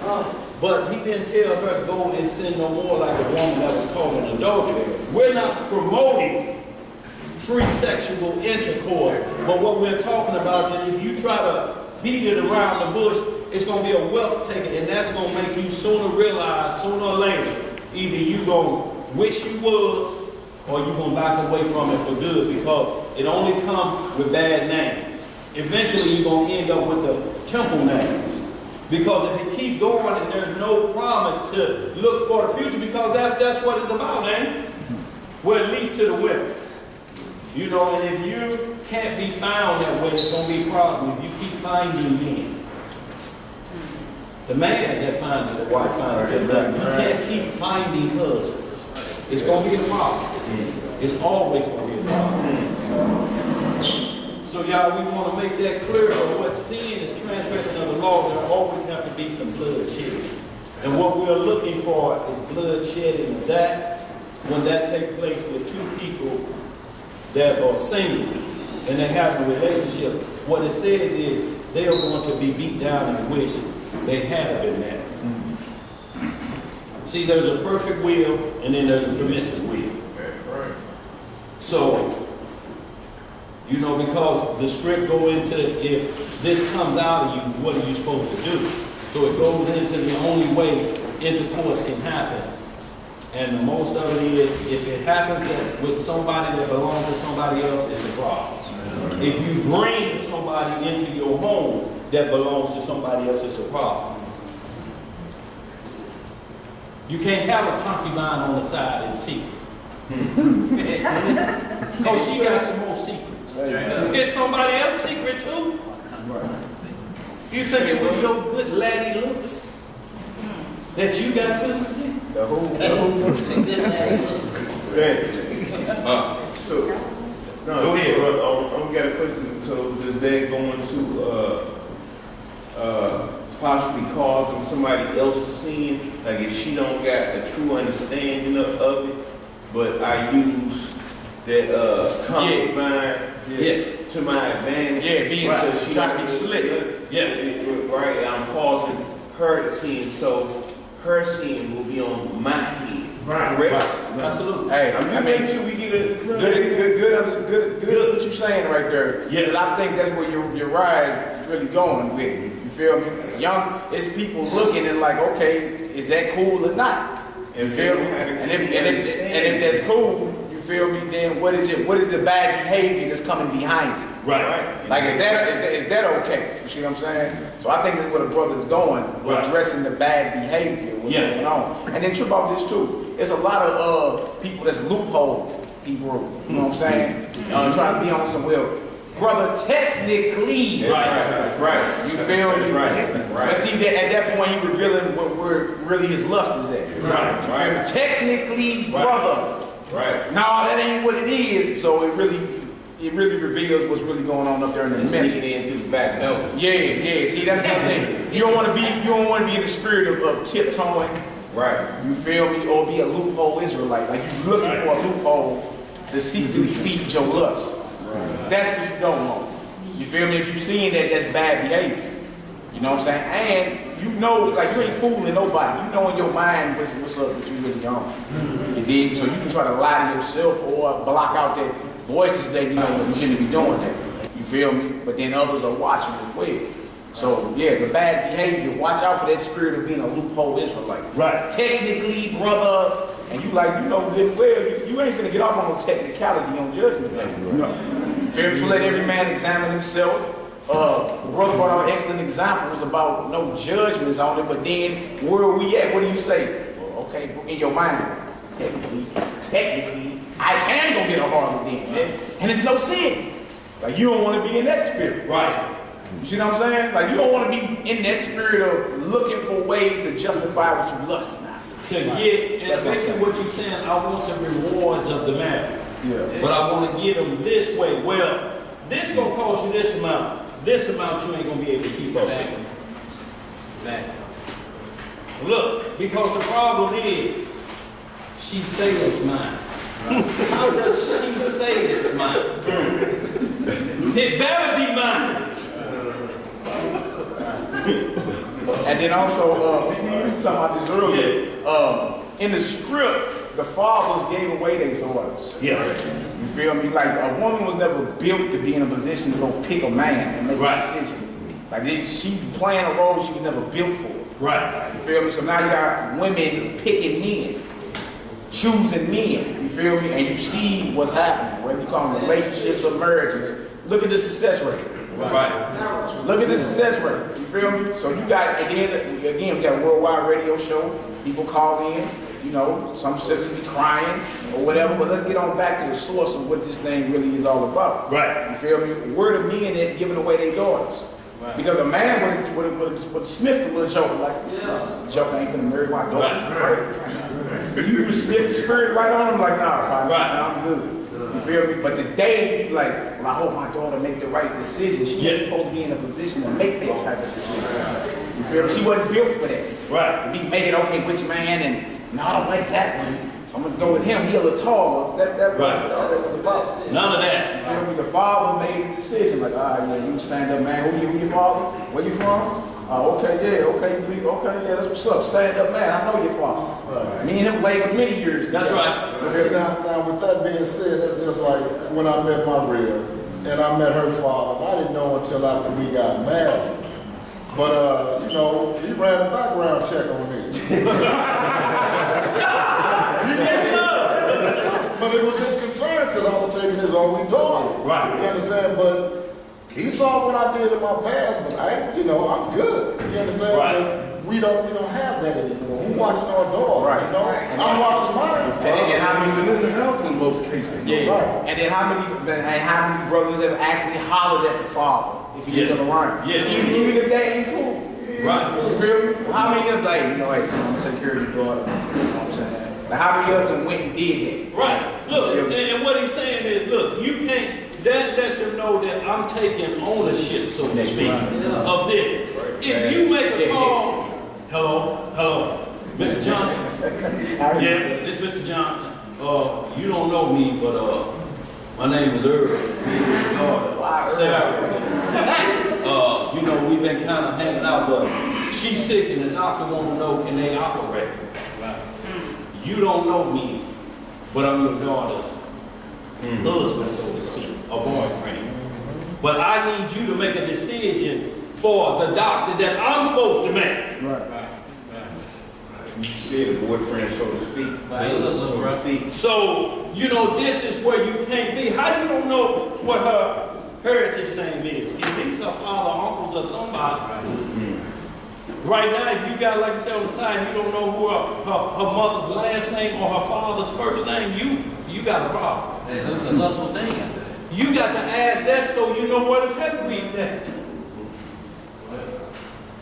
So, bro, is it an actual sin? Technically, no. But if you play off of it and actually see what it is, it's either they trying to fulfill lust and not a marriage lifestyle. And that's what it's saying there right there. Because why is you laying with a woman if you ain't trying to take care of her or build a business in a marriage? What is you trying to fulfill a lust? And the technical part be this. Well, technically, we ain't married, so you don't gotta come around. Don't come around me no more. Technically, you know what I'm saying? So they put off this illusion like they together. But you know what I'm saying? So it's basically, is it a sin? No, but it's the thought process behind it all the way off. Yes, it is. The spirit is completely off because you know when you're being slick. Yeah. Right. You feel me? So if your intentions is off, no matter what you do outwardly, that don't even matter. What's your intent? Yeah. So y'all, just to get that, understand, Proverbs 29 and 3. Go ahead, Derek. Go ahead. 29 until you give me 29. I got you. I've been blessed to have And Luke 15, give me Brother that. come to me and ask me for my daughter's hand in marriage.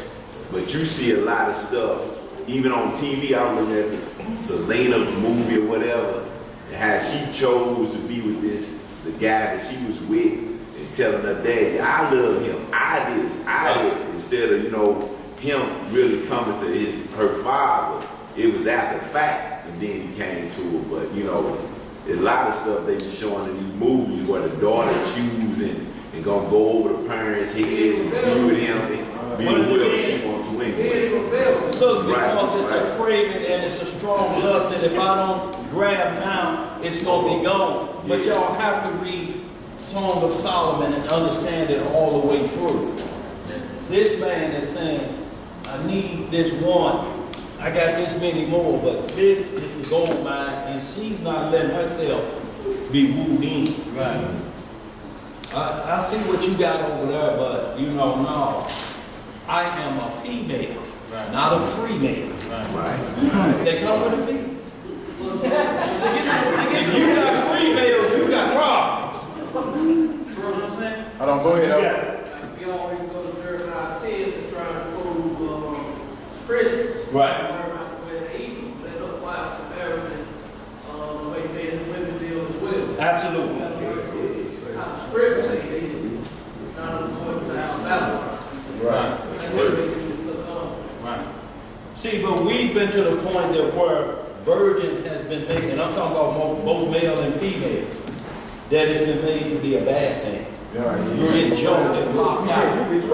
You'll get drove. Ha ha ha! Here, smell it.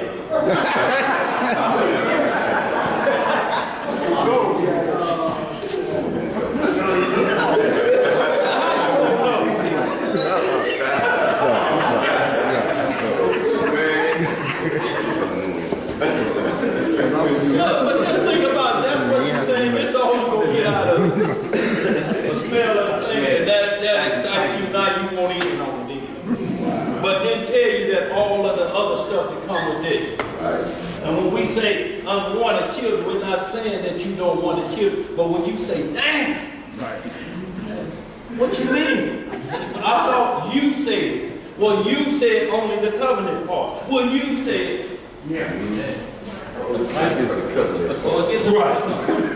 What are we doing here? We just laying with each other. That's it. You know what I'm saying? So eventually, y'all, but when we read the scripture, y'all understand this. Look, we're not condoning that under any notion because there comes titles with it. You have to accept the title that comes with it, and that sexual intercourse without marriage vows. The title is called hard. There's no other way around it. Now, is that bad always? There's some good to come back around when you say, okay, I got tricked that time, but I'm going to straighten myself up. You know, if my legs got to be together longer than the OJs, that's what I'm going to do.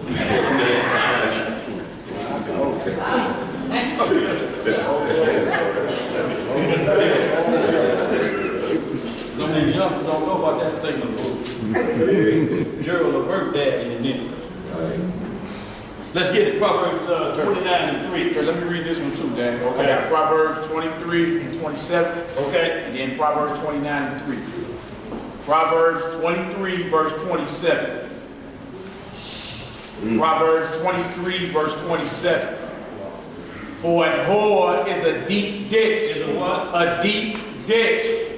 And a strange woman is a narrow pit. See, and it says a strange woman. So what it's doing is offering intercourse outside of the covenant that's written for marriage.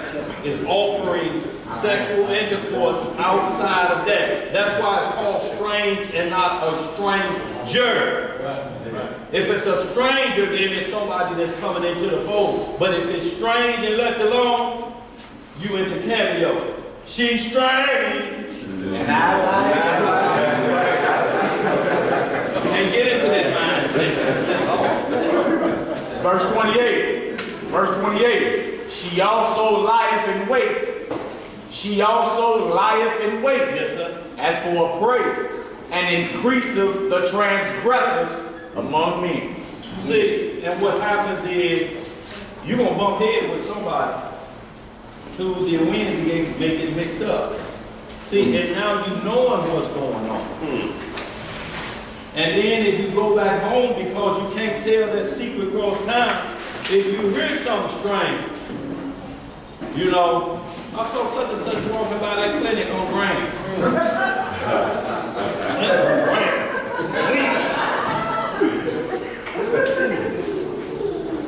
Now you losing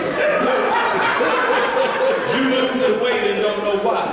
Most of it from tormentation of the mind. Go ahead, get that Proverbs 29, 1 through 3. Got you, bro. Proverbs 29. This is verse 3, y'all. We're going to run through a couple of these because I want to get right back. I got a few scriptures I want to get into this moment before we close out. 29 and 3, and then we're going to hit a couple judges so y'all understand, y'all. We don't want, see, because it'd be real easy for somebody to say they promote unmarried intercourse. What we're telling you, there's rules for certain things, and when a father don't give it away and it gets out there, now there's a broken bond of the giveaway, so to speak. You have to put that back in its correct order. Most of the time, if you've been with somebody 5, 6 years, sooner or later they say, look, I'm tired of this. When we gonna do this? And you go back right to what you was doing before that, but the only difference is there's some authority there. There's something there to say, you call me first before you call next to kin. What you got? You got Proverbs 29. Yeah, go ahead. No, go ahead. I got a lot of understanding on what I was talking about when I was reading Torah too. Yeah. He said, and then my father gave away his daughter. Absolutely. I mean, it's a lot of understanding in Torah too. Well, look, it started in the beginning. Who brought Eve to Adam? Here, take my daughter, even though it was taken out of his rib, it was presented as a father presented his daughter.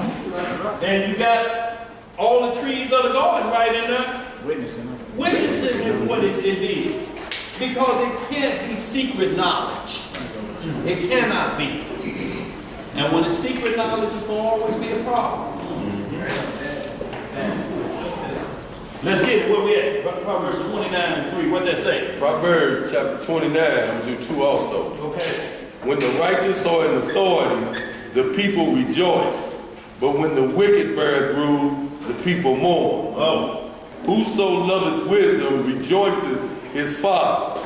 But he that keepeth company with harlots spendeth his substance. What he spend? His substance. He spent his substance.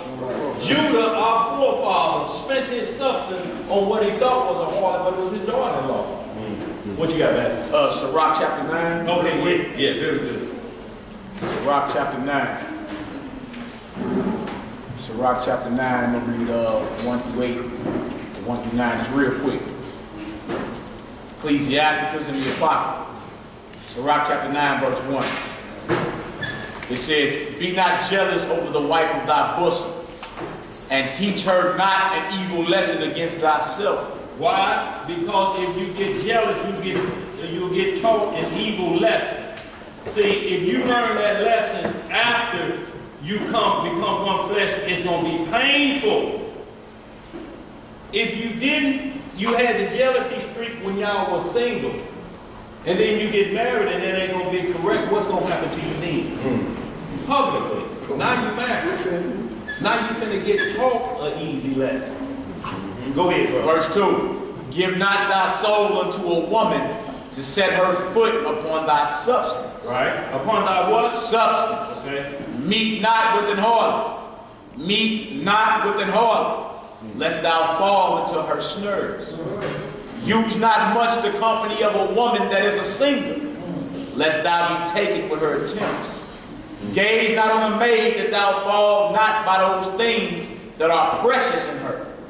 Give not thy soul unto harlots. What verse you in? Verse 6. Give not thy soul. Chapter and verse. Sirach 9 and 6. Okay, 9 and 6. Go ahead. Give not thy soul unto harlots, that thou lose not thine inheritance. Read that again.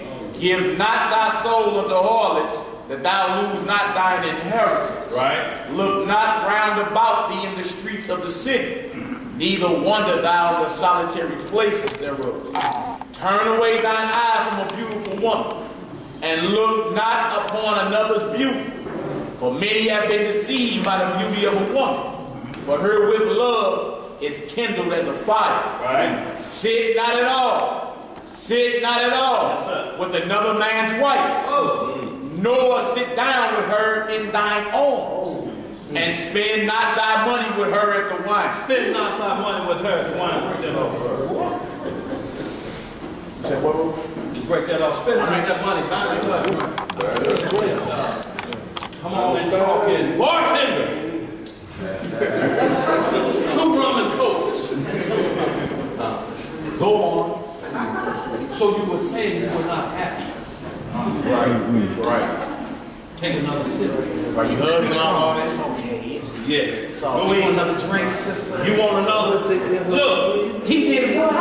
that boy from the from GMS, he talking about how he spent his wealth up, talking about he mad because he just bought his libations desire is the cheapest girl on planet Earth. He called it PBR, Pabst Blue Ribbon. And she wanted what you ought to be able to afford, a regular drink, Grey Goose and some lime juice or something. He lost his mind, boy. He going on. He want her to drink PBJ or whatever it is. Yeah.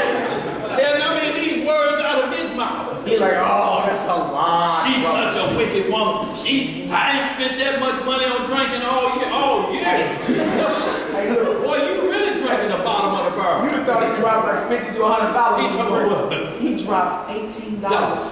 And that included his PBO. And he fussing, but it's the woman's fault. She got expensive taste. I gotta get rid of her. I'm putting the bill? I'm like, oh, no. Refined Tom can piss cost more than that PB or what is it? Pabst Blue Ribbon. Well, we had read some more of that. Sirach chapter 9. 9 and 9 again. 9 and 9. Yeah, 9 and 9. Sit not at all with another man's wife, nor sit down with her in thine arms, and spend not thy money with her at the wine, lest thine heart incline unto her, and so through your desire thou fall into destruction. You see how it leads to destruction. It's saying this is not the will of God, but I don't want you doing nothing crazy or you go rape a woman. Like the boys from GMS teach that you can rape. Actually twist their lips and talk about a 12-year-old. If my brother did that, and then had the nerve to mention like Dinah got raped like it was a good thing. Well, see, did Jacob's daughter get taken? If it was a right thing, why did Levi and Shechem kill the whole city? And you need to point out about when Absalom, David's son, by another, his other brother, by another mother, raped his sister.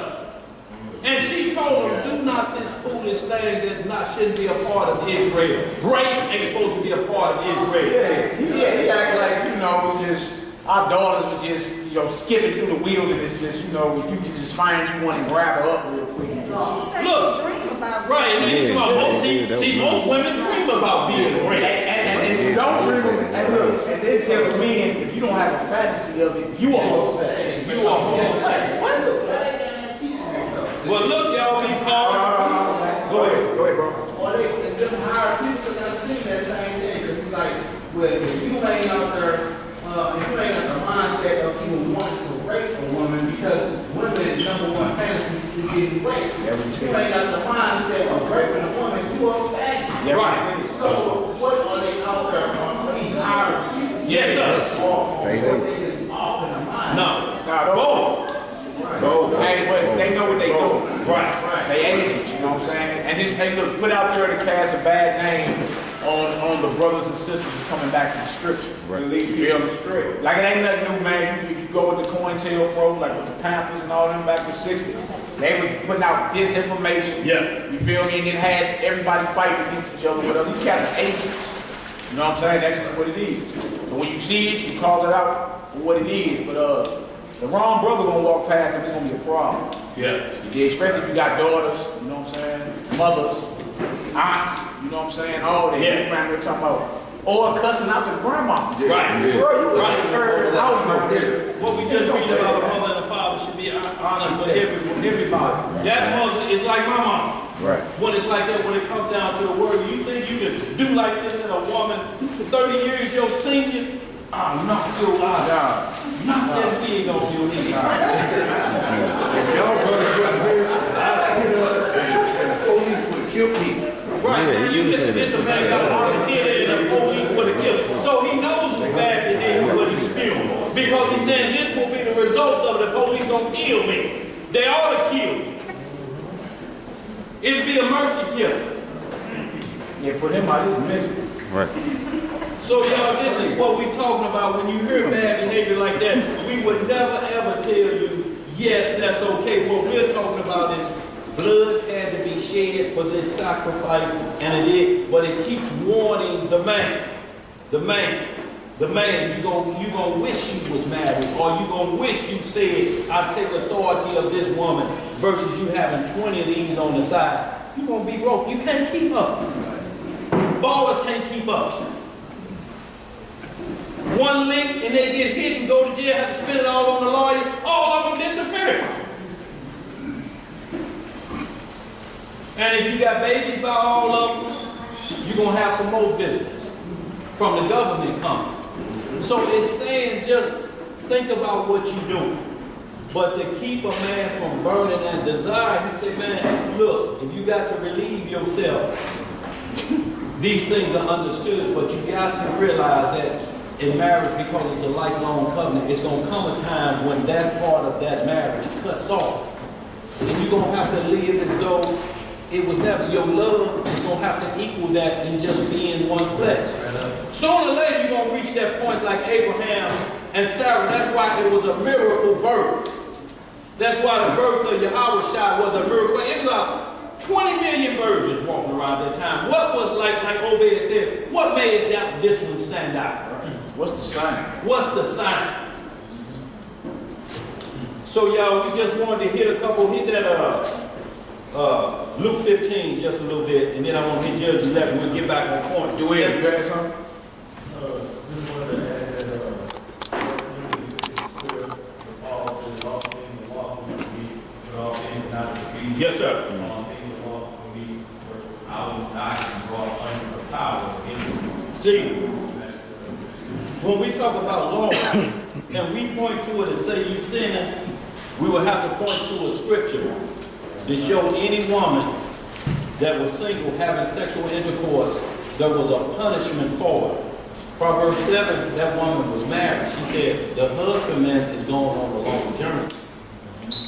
And he'll be back at the appointed hour. He will be back third. So what is that telling the man?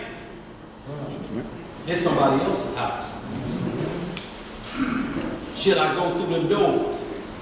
Nope. But yet the power of lust burns within him, and he said, yeah, I'm going to go forward. And you looking over your shoulder the whole time, listening for any noise. You're going to wish the other way around. You can't continue to live like that. It's going to drive you crazy. Go ahead, brother. Hey, I just want to get this correct. I know it's commandments, but I just want to get this correct. What is adultery for man? What is adultery for a woman? Adultery is basically for the woman. It's the woman that breaks his wedlock. See, because even if he get with a woman that's married, she's still breaking wedlock.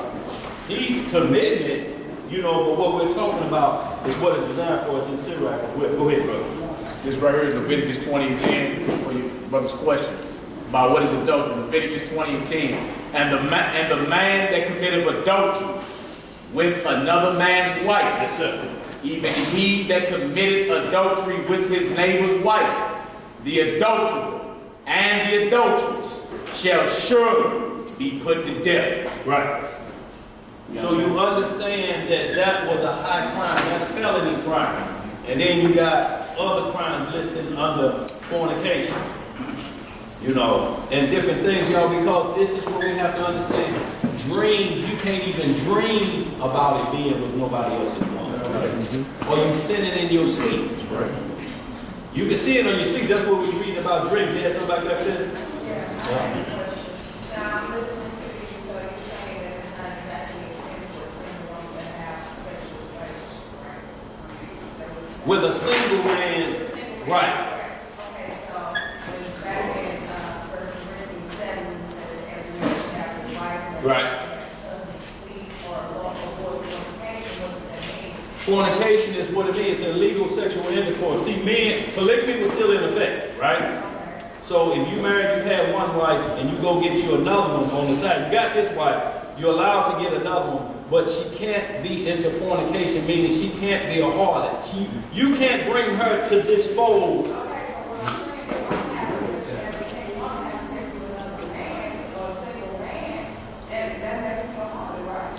No, look, what you look.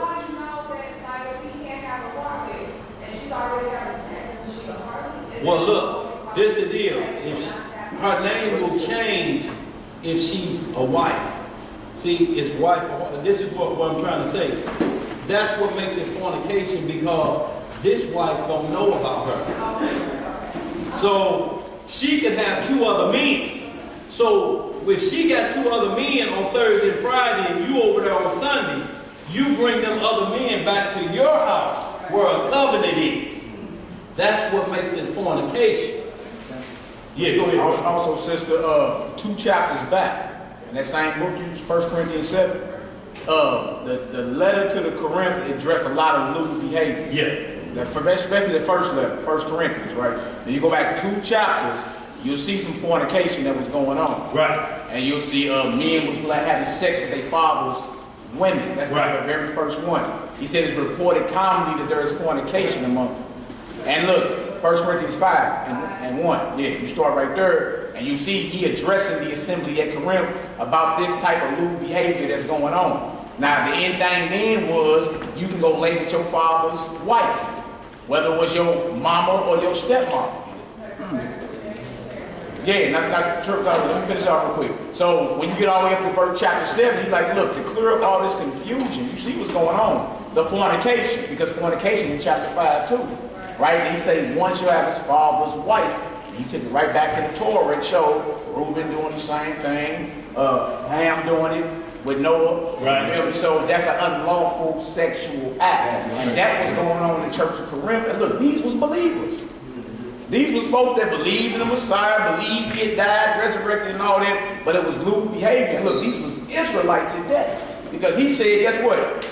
This ain't even named amongst the Gentiles. Right. Y'all clowning up there. And these are Israelites he's talking to in Corinth. He's like, look, y'all, look, this type of behavior ain't even amongst the Gentiles. That one should have his father's wife. You feel me? Like, okay, it was the father's then, what they thinking today? One should have his brother's wife. Same type thing. So he said in chapter 7, look, to avoid fornication, this would need to happen. Right? Because it's unchecked behavior. And you see what's going on. You see what I'm saying? So if you read it from its whole content, read from chapter 5 through 7, you can be like, oh.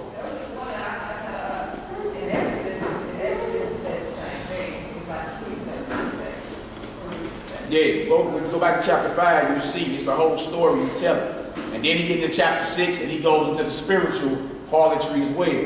Join the idols, join the harlots, fornication. And he get up into chapter 7 and say, look, this would need to go down right here. And he addressed every situation. The virgin, the woman that want to be a wife. Right. Then he get down to like verse 20, down there, he say, look, I'm going to spare you when you don't have trouble in the flesh. That's why I'm writing this, but I spared you. I wish y'all could be like me, don't touch a woman. But he said, but every man has his proper gift of God. You feel me? So how far let's get extreme with it. How about we cut off all relationships? Right. Oh, hell no, brother, can't do that. We too far in now. You feel me? But the problem that needs to be addressed is the bad behavior. Yes, sir. And you see what was going on then, it's starting to resurface even now today. You feel me? So take on back to chapter 5 and read it when you get a chance. You'll see, you be like, dang, they was straight committing fornication for real. Like they was straight mother-father, MFers. Right. Taking a father's wife. You feel me? So and y'all, that's what we're trying to say. We don't want to in no wise encourage any behavior because we tell you it has an endpoint, but because the laws favored men back in that day like it's the other way around today, you could just say, get out of here and don't come back and send her away. If her father's dead, she has nowhere to go. What is she going to do out there alone? And the wealth or the inheritance goes to the firstborn son. She don't have one of them and no father at home. Now what does she do? So there was a small pardon for that, but you just couldn't live that way. You had to try to come back and just stay, like I say, longer than the OJs. Keep yourself together until you're found. But if you can't be found, these are all of the heartaches and pain that come with it, because there's titles and names that come with it. And if you don't mind the titles, then have your way. Hey, but look, you know how this goes, right? Y'all know how this goes. Somebody gonna hear what they want to hear. Right. And say, them niggas down there, teach, go get some harlots. Nigga, let's get it. Nah, even though you ain't seen nothing to worry, it's a violation right off the bat. Look, we supposed to be aiming to take wives. Right. Like, so be honorable for once in your life. We should address it to men. Just be honorable for once in your life. You ain't got to be all weak in flesh and fall for everything the TV saying you fall for. You feel me? Be strong and honorable. We ain't trying to get caught out here in left field. Right. You feel me? And today, it's even worse today than it was back then. Millions of diseases and all that. People understand what you're saying. People still want to chase after their flesh. Yeah. Yes, sir. Yeah, so look, that's that battle. Yeah. That's basically what it's just crazy because people are still justified. Right. I heard this Bible. And that's why I'm saying, you know how this thing goes. People hear what they want to hear. They got an effect called the Mandela effect. Look, everybody going crazy over it, right? But it lets you know you heard and remember what you want to hear. Right. Feel me? So if there's any doorway into your little secret little lust, you cool with it. Bet. Yes. And that's the spirit you need to look at. I was looking for that scripture. I was looking not to be accountable. Right. You know what I'm saying? You gotta watch that. So y'all, we gotta be extra careful about what we want to do. Hit Judges 11 and 1 for me. We're gonna hit just a couple of these, y'all. We're gonna get back to the right. Look, and if y'all do more studying, but when you look at the event that was taking place when Paul was talking about that, look, nobody whispers, "This my gal." You don't. If you marry, you're not worried about whispering. Hey, here's my wife over here. If you can't introduce like that, then it is what it is. That comes with it. You don't get to get introduced. You know what the deals was back in the day when you was into the folly days? You at home by yourself on Christmas. You go over there on Thanksgiving the 25th, there's a half a pie, and the turkey is down to the bone. You missed yesterday. All of that comes with that. Yeah, you ain't come close. You understand? You know what I mean? I gotta go back home and then walk and leave. So y'all, that's all we saying. It can't be any secrets within marriage. If you got a concubine and it's a secret, if you whisper, That's all. Don't say nothing. if it ain't my wife over there, and then over there so everybody knows, Vice versa. then it comes with the territory, and some things are just done so that you understand the perfect will. Sometimes you have to, like the old saying, you have to tell you, I had to let him bump his head. So he know what to do. Sometimes the Most High give us bumping head once. So then, if you hide it, keeping it a secret, that means you fulfilling lust. Absolutely. That's all it is. That's all it is. You're fulfilling the lust. Because you're sneaking. Like what Isaiah said, you're creeping through the back door. You're fulfilling a lust. It's either that or you're actually taking a wife. There ain't no in between. And y'all, that comes with due benevolence on both parties. Due benevolence is just not after midnight work. Right. There's a lot of other things that come with it. All throughout the day. This has to be done. This has to be done. This has to be done, y'all. So if you're trying to get away from that, you say, I'll pay my way out of that, you ain't going to be able to keep up. Without no drama in your life. Go ahead, where we at? Let's get these y'all so we go. Judges 11 and 1. What it say? Go ahead, Isaiah. Okay, so what you're saying, it kind of sounds like everybody has a position to play. Like if I'm a husband, and I have a certain position to play as far as paying bills or bringing the food home. And if she's a wife, then she has a certain position to play as far as keeping the house, keeping the children, knowing how to cook, knowing how to clean, knowing how to sew, doing these things. Like the book of Titus, it gets down to that in particular. Is that what you're saying? Like, everybody got a position and a certain role to play? Well, there's a marriage, because you want flesh, that means it's 50-50. But there's a rank and order in that 50-50. This party, being the male, can never let the head of the household drop lower than 51%. Right. So she can never get above 49%, because if you become 50-50, then you're roommates. In that understanding of he shall rule over thee. That means you got a head over you. If the head becomes equal, there's no ruler, and now you're what you call roommates. Yeah. That's all you are. But I'm saying, okay, this is my question. There's a certain position for each person to play. Absolutely. The woman has a position and a duty and a role to play in specific. And if I have a job for her, that's like a head of the corporation. Right. But you saying I got 51%, that means I'm the head of a corporation. If I need this job done, that means I assign her to this job. If it's for the well-being of the home. Or the whole outcome, right? Yeah, I mean, when you're saying I assign, what you're doing is, If she don't know what's assigned to her, you marry too soon. Okay. So she needs to know what it is. Her mama should have trained her. If you get an untrained woman, then it says you have to deal with her according to knowledge. If you get a woman that don't know how to cook, and you on the Roman noodle diet all week, what do you expect? You just can't say, you ought to know how to cook. Okay. If all of that is established during the courting process, It is kind of go back, train them up in the way that she goes. they should go. And yeah, I mean, that's kind of go up in a woman's, you know, train them up in the way that she goes. As used, then we should train them up in the way they should go. Well, see, the problem we got is men trying to train women how to be women, and they don't say that. It says the elder mothers and big sisters and aunties train the women how to be a woman. You can't do that. All you can do is instruct the well-being of the home. If you give any leeway, you're going to tell her to get the door at 3 o'clock in the morning. That's where the 51 kick in. How you going to send her to the door? And then ask her when she come back, is that right now? If you know it could be drama at the door, that's when you got to get up and go.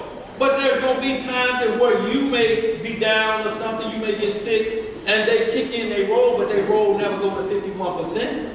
It's just to maximize you back to health.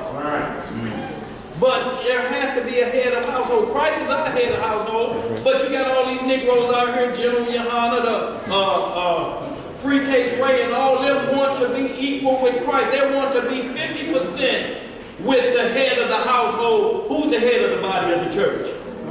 How do you make yourself 50% with that? Okay? So in like manner, it filters down to the thing. And when he said no fornication, when you read Ezekiel 8 chapter, Ezekiel 23, you'll see then how we was bringing fornication back to the relationship with Christ. Because we're dibbling and dabbling with strange gods. The word is strange. They're of another doctrine. So anytime you see a strange woman, that means she has another doctrine tied to it. And the other doctrine is, if you want this, it's going to cost you, and you only get thirsty.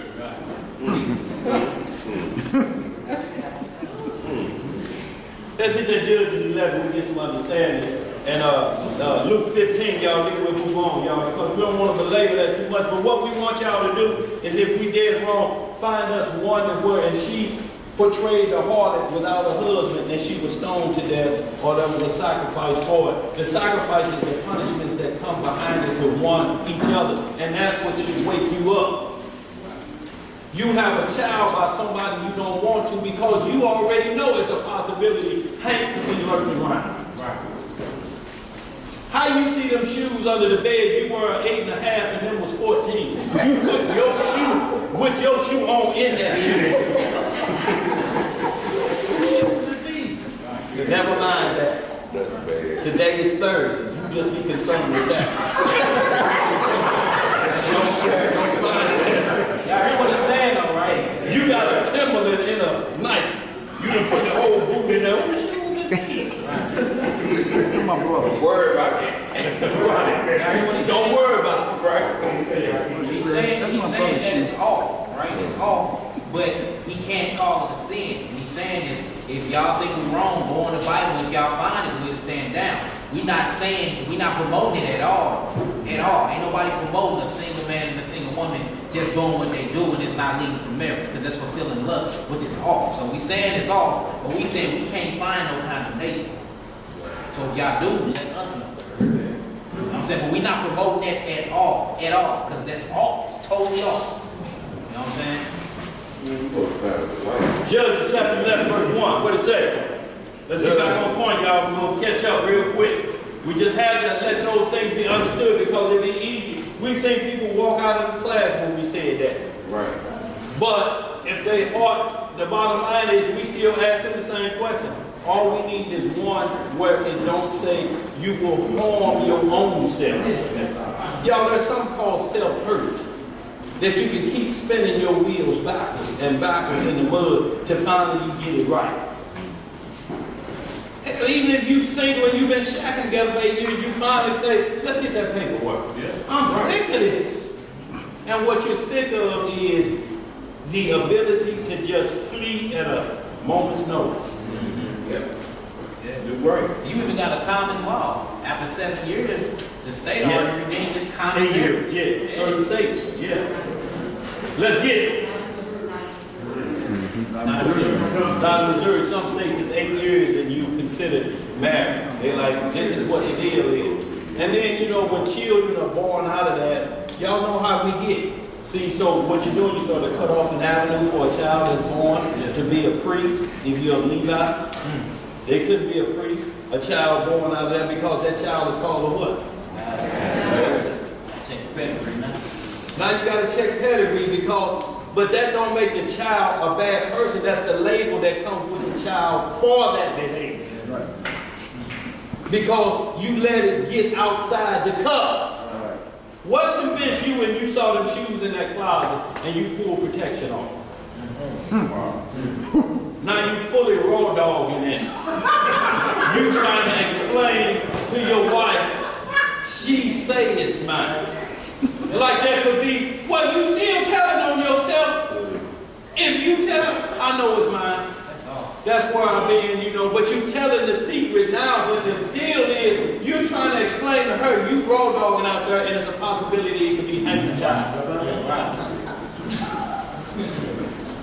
That's the fornication, bringing that threesome to the relationship.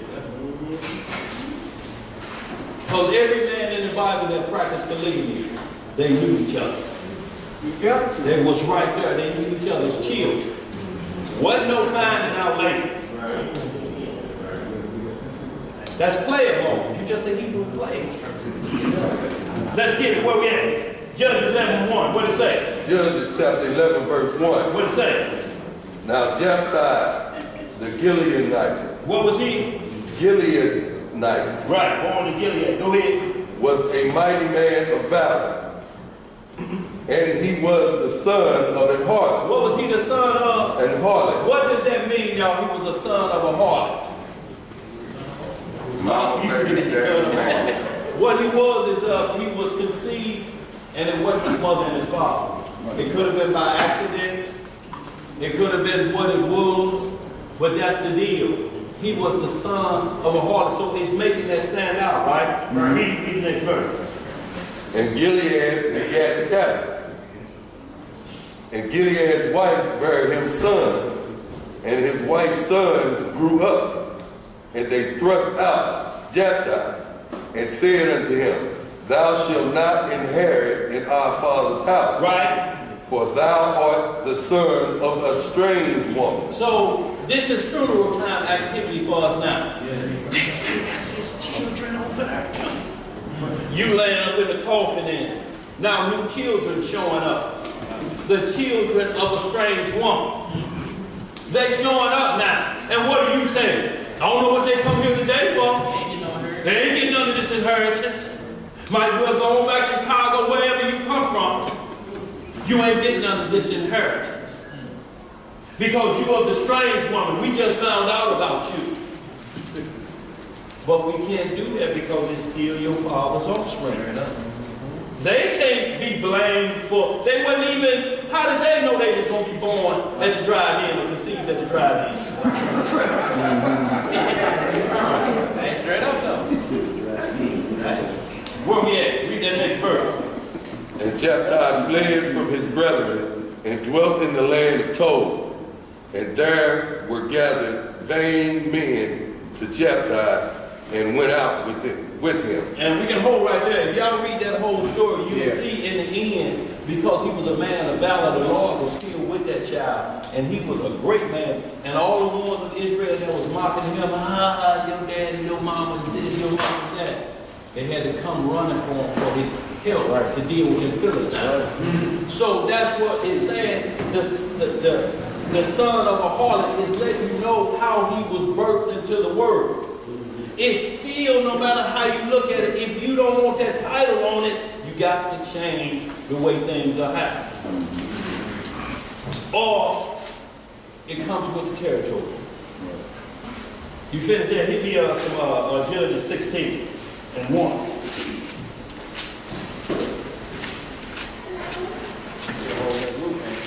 Yeah, Luke 15, y'all. Then I'm just gonna hit just a brief bit. It's 3:30 hour. We got a half hour. I want to finish back up, but I want to just get this out of the way, y'all. And we're not promoting anything because your conscience eventually going to say, I want to be called what was in the beginning and what's in the ending, and that's a marriage. Right. In the beginning, wasn't it? And what's the final event of Christ? Marriage supper of the what? Amen. And everybody needs to come to that marriage supper. So y'all, that happened in the beginning and it's set for it to happen at the end. Now what you do in between, sooner or later, it's going to come to the point because it's what it is. Truth going to overwhelm the other way around. Even if you're trying to do it in this and you don't get to come to the Passover. No, well, see, you know. You had to get your toenails done, you can go. They're going to keep you from coming for the Passover. Why? Because you're there with somebody that everybody knows. You can't come to the Passover. You can't, so it even come down, it'd be the same thing like it was in that life before you found out you was Hebrew and you still got the same mindset. I can't bring you around to the feast days. Right. I'll tell you about on the side of midnight Thursday. And we had a good time. And she sitting there like this. I wasn't there. You think she want to hear about the good time y'all had? I'm still waiting on that scripture about paying your toenails while I could go.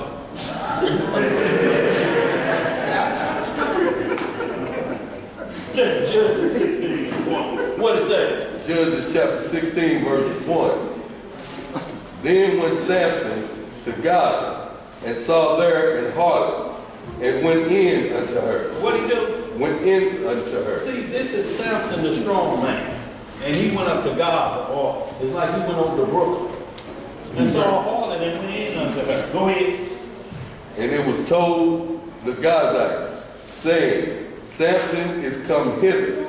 And they compassed him in, and laid wait for him all night in the gate of the city, and were quiet all the night, saying, in the morning, when it is day, we shall kill him. So right here, they got him caught up in a trap. And it's today is happening even more because you think you're a baller and you out there playing and now women are setting men up. Right. I'm going to leave the back door open as soon as we fall out. And when you fall out, here come the robbers. This ain't nothing new that happening was getting daughters of Israel killed today. This is why a lot of the daughters are dying today because they set up hard. That's right. Get with a man, drain him of his wealth because this is what he's doing on the side. And he falls asleep with you in there and just met you yesterday. He's stretched out. And wake up with a Glock pointed to your temple.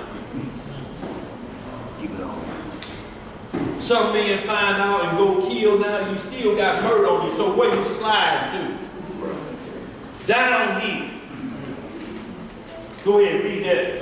And see, and after he did that, he got, Delilah was a harlot. That's who he married, but he even had a marriage ceremony for her. So y'all need to get Hosea 4 where he was told to go marry a harlot. And they say if they get mad, tell all of the men. That's what they doing with their daughters and their wives. They doing the same exact thing. So I want you to be an example for Israel and show them their harlotry. Go marry a harlot. And if they say anything, tell them this is who they sneaking around with. So, y'all, this is what we're saying when it's saying and they will put to death. When we see the woman that committed adultery who met her put down. The woman that played the harlot while her husband was gone, put down. What we're looking for is the put down of just a woman who happened to get with a man who may have sweet talked her and mocked her. And she lost herself. Does that make her an absolute bad person? Because the Messiah told the Pharisee, the harlots and the sinners go into the kingdom before you do. So it's not a cutoff for that title if you repent and get away from it. Right. Because you can't keep being test-driven by every potential husband. Right. You can't have high miles.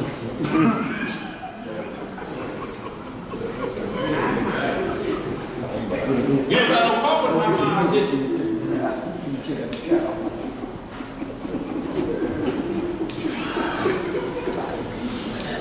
15.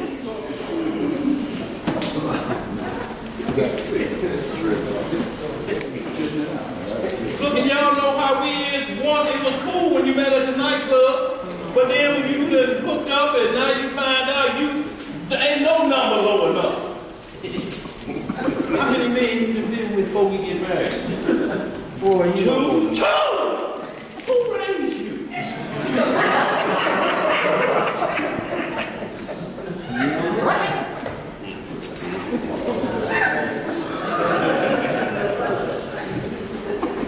Luke 15.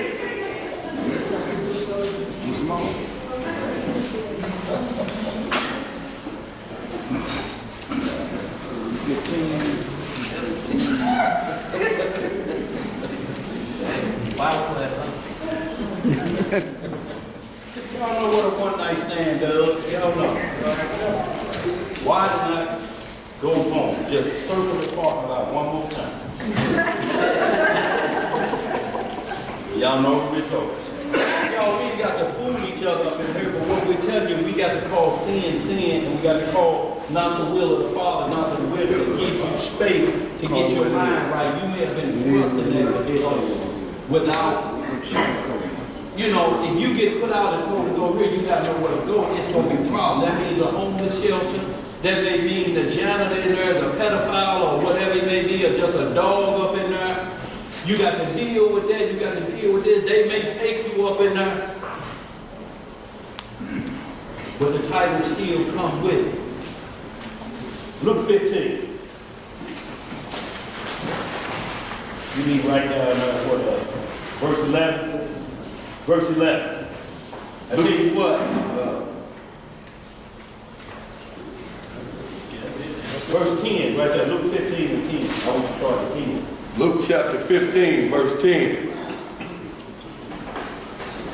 Likewise I say unto you, there is joy in the presence of the angels of Yahweh over one sinner that repenteth. So you see the joy over, but before it backed up, it talked about how you found that $1 that was missing.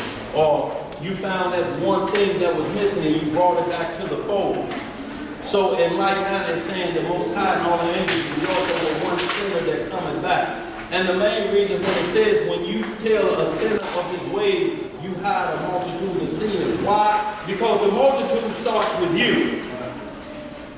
What we're teaching about harlot or whatever it is, we can't be caught whispering in, can we? No. So if that sin was on us, who do it remove from first? You. Because if you telling somebody they can't do it, you can't be caught doing it. Right. You think because you change it to whispering, that makes it a difference? No.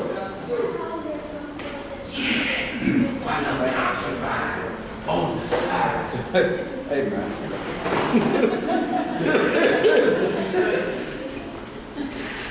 Go ahead. And he said, a certain man had 2 sons. Right. And the younger of them said to his father, Father, give me the portion of goods that falleth to me. And he divided unto them his living. And not many days after, the younger son gathered all together and took his journey unto a far country, and there wasted his substance. What did he do? Wasted his substance. Now we're going to see how he wasted his substance. Go ahead. With righteous living. What kind of living? Righteous living. No. Riotous living. Riotous living. That means you living on the edge. You wilding out. You making it rain. You doing all manner of things. You're wilding out. He was wilding out. Riotous living. And who he spend it on? Go ahead. And when he had spent all, there arose a mighty famine in the land, and he began to be in want. And he went and joined himself to a citizen of that country, and he sent him into the fields to feed swine. Look, he done got broke, busted, no money. Now he had to take a job as a swine herder. Go ahead.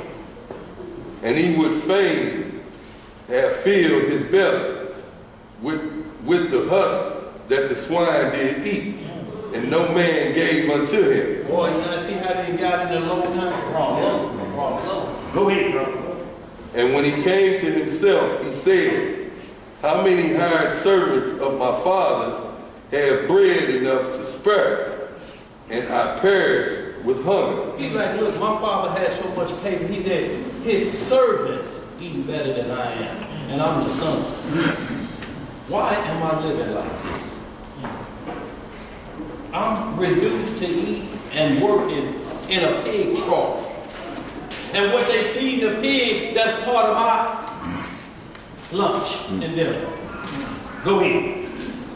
Verse 18, I will arise and go to my father, and I will say unto him, Father, I have sinned against heaven and before thee, and am no more worthy to be called thy son.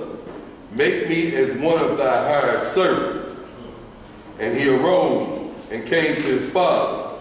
But when he was yet a great way off, his father saw him and had compassion and ran and fell on his neck and kissed him. And the son said unto him, Father, I have sinned against heaven and in thy sight, and am no more worthy to be called thy son. See, this caused him to fall into sin because he had to start eating swine to live. He had to be hired by somebody else. He became a servant, and he had to do whatever they say. All his paper gone in a strange city. Riotous living, you've been reduced to this, and we're going to see what his brothers say he spent the money on. Having his fun. But go ahead. But the father said to his servants, bring forth the best robe, and put it on him, and put a ring on his hand, and shoes on his feet. So you know, y'all, he had to lost everything. He walking barefoot. Y'all see that they had to put new clothes on, fresh clothes, give him a ring so it looked like he back in the game, and shoes on his feet. Because before somebody had complimented him on them fine alligator shoes he was wearing until he told him he was barefoot. Feet wore out in a pig trough. Ate up, walking barefoot. Have y'all ever seen out in the woods where people walk barefoot and what their feet look like? Wide as a box. No shape to it. Wide as a box. Go ahead. And bring hither the fatted calf, and kill it, and let us eat and be merry. For this my son was dead, and is alive again. Right. He was lost, and is found. Right. And they began to be merry. They began to be what? Merry. See, this is what he told them why we gonna party, y'all. I thought my son was dead. He alive, though. Should you start chastising him now? No, because the first thing the son did was what? Repent. Father, I'm so sorry. I'll go to work for you. I live in the houses that the servants don't want to, but I'm back home. Go ahead, bro. Now his eldest son was in the field, and as he came and drew nigh to the house, he heard music and dance. What did he hear? Music and dance. Y'all, so partying ain't just started yesterday. Right. Music was going, and it was a party. The son is home. He done told everybody. He done changed his way. Just like we do it today, it's called welcome somebody home from the penitentiary. He done did his time. He back. He say his mind is clear. We got to have a party about this. We should have a party about this. Because if he make it through that concrete jungle, he done made it. Let's read some more. And he called one of the servants and asked what these things meant. And he said unto him, thy brother is come, and thy father hath killed a fatted calf, because he hath received him safe and sound. How did he receive him? Safe and sound. Where is that at that the father received that he's safe and sound? What made him make those statements? And what everybody else? Because his mental was still there. He repented. Didn't blame nobody but himself. His mental is good. That's why we killing the fatted calf. If he'd have came back and blamed what happened to him on his daddy, what you think his daddy would have said? You better get back where you come from. Go ahead. And he was angry and would not go in. Therefore came his father out and entreated him. And he answered, said to his father, Lo, these many years do I serve thee, neither transgressed I at any time thy commandment, and yet thou never gavest me a kid, that I might make merry with my friends. So he wanted a party for doing right. No, you get your party late for doing right. Right is an automatic thing. Exactly. You shouldn't be rewarded for that. If you brag about I take care of my kids, what you want to try? A cookie? It's yours. You supposed to. You can pound on your chest like a gorilla all you want. That's your responsibility. Go ahead. But as soon as thy son was come, which had devoured thy living with harlots. How he devoured his living? With harlots. Thou hast killed for him the fatted calf. Yeah. Yes, man. Go ahead. And he said unto him, Son, thou art ever with me, and all that I have is thine. It was meet that we should make merry and be glad, for this thy brother was dead and is alive again, and was lost and is now and is found. See, so y'all, as long as you have breath in your body, a living dog is better than dead lion.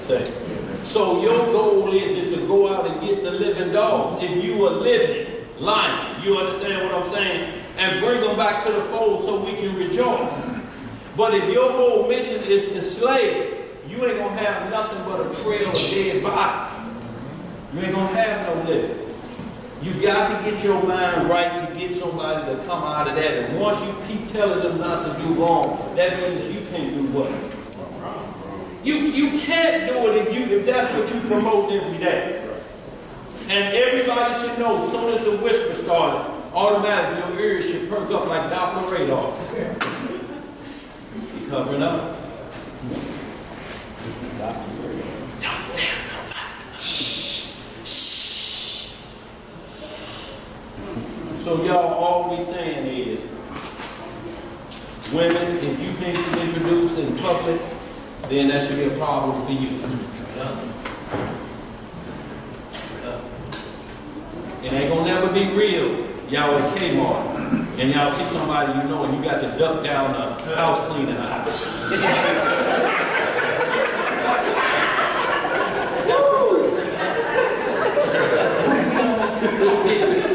I told you we shouldn't be going out in public. Folks know me.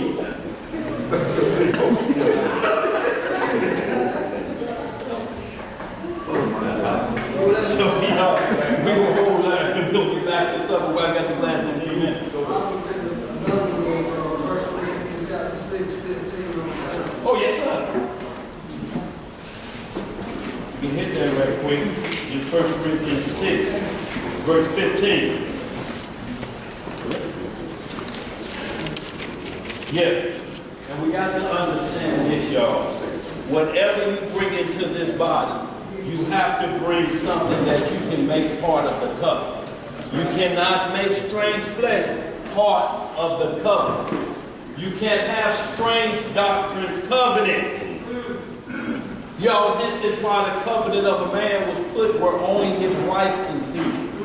The only mark that the Most High required on an individual's body was where only the wife should see it.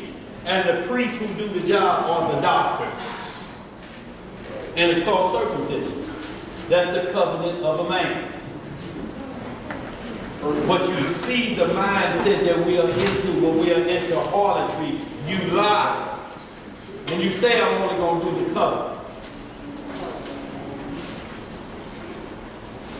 Think about that, y'all. You're saying I'm going to do wrong, but the only part I'm going to deal with is the part that's supposed to be righteous. Y'all, we got to get our minds correct on what it takes to make us holy. and set apart. You shouldn't be ashamed to say it. I mean, if you just itching and brimstone loins on me, head over there where brimstone loins are relieved and hope you don't get killed over there. If not, marry and your flame will go out. Because you don't have to worry about that anymore. Where it goes? 6:15. 1 Corinthians. Chapter 6, verse 15. Yes. Yeah, we're just going to read that, y'all. And y'all, we hope that some understanding. Y'all got some more questions, y'all. Just scour the scriptures, y'all. We ain't never afraid to take reproof. If y'all find another say this, if you say, well, it leads to that, and that's sin, that's fine. Drinking leads to drunkenness if you ain't careful. God. So y'all, all we're saying is you can't make it lifelong. Sooner or later, you're going to have to realize that the true enemy is the inner me. The one I need to be looking in the mirror. That's something I need to rise for. That was a good one last week. Yeah. The enemy is the inner me. It's what's lusting inside of me is my enemy.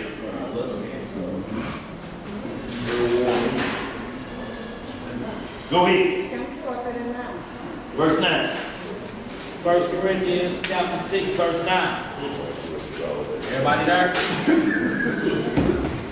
Know ye not that the unrighteous shall not inherit the kingdom of God? Yes, ma'am. Yes, sir. Be not deceived, neither fornicators, nor idolaters, nor adulterers, nor effeminate, nor abusers of themselves with mankind. See, abusers of yourself with mankind. Whatever mankind is doing, cosmetic surgery, all of these things that you're trying to look like somebody else is to be accepted. Y'all, all of that stretching your face back like this ain't gonna change the date on your birth certificate, is it? I'm class of 79. What class do I look like now?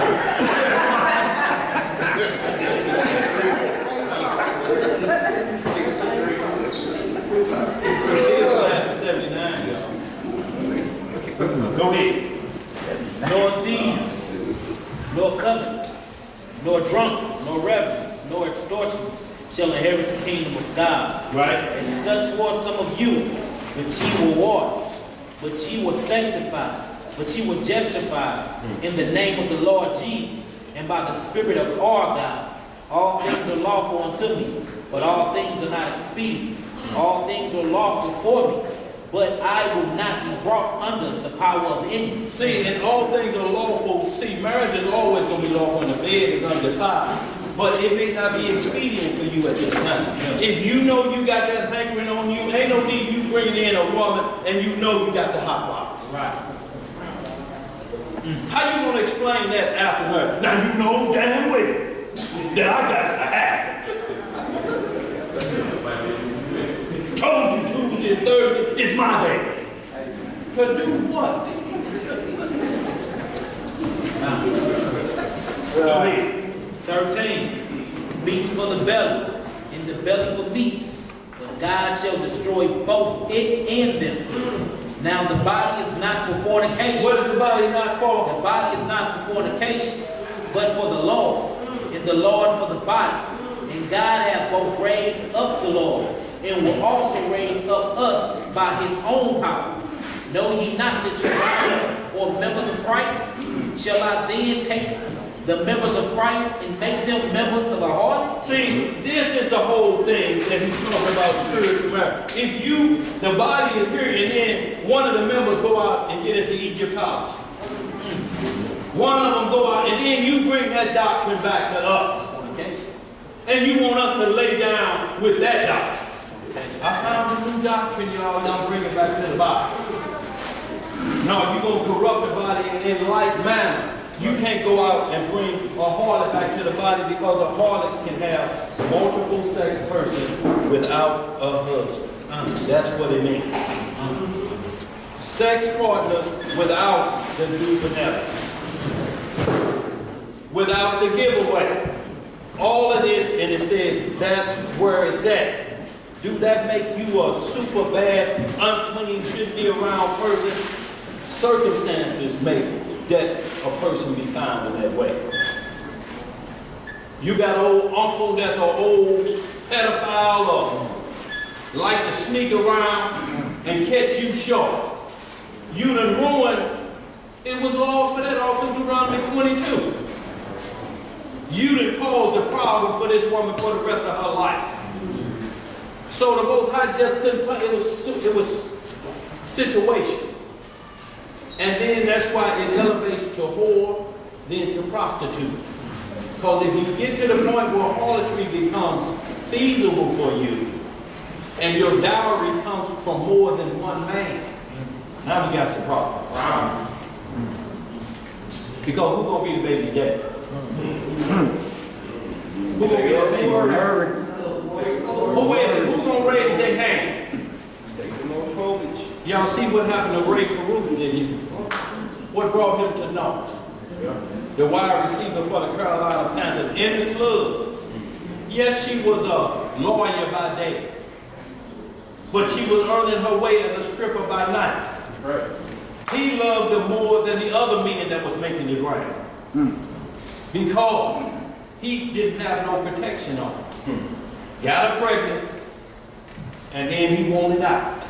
So what he do? Plot murder. And he was hiding in the trunk. And then reduced them to hide in a trunk and peeing in a Pepsi bottle. They was like, get you about this trunk. Wrong with you. Trapping in a mayonnaise jar. When they snatched him up out of that trunk, feces swimming around in a jar, piss in a bottle, get up out of here.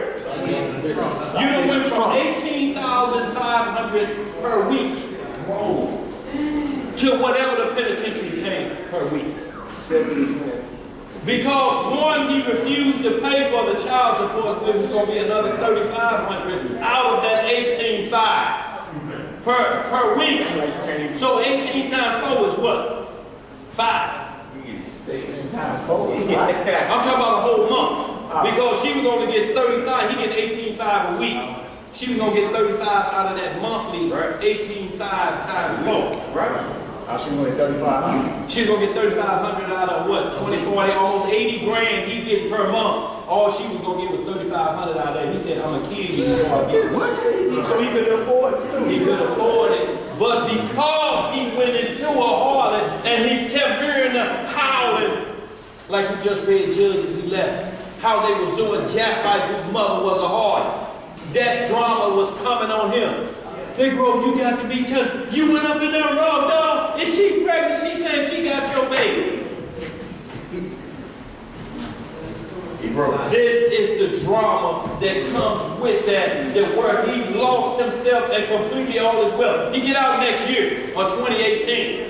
His son now is, hold on, and I'll get you, is 16 now, but he's still handicapped because the gunman shot her in the stomach. And he's in the car behind her, watching her get ambushed. Why? Because the lust in his belly. What was now permissive will has led to murder, and every dime that he got is gone. They say damn wine and women. Boy, 18,500 a month. 18 is. Let's read some more. God forbid. Let me stop right there. No, go ahead. 16. What? Know ye not that he which is joined to a harlot is one body? This is the kicker, y'all. He that is joined to a harlot is one body. Now you know what?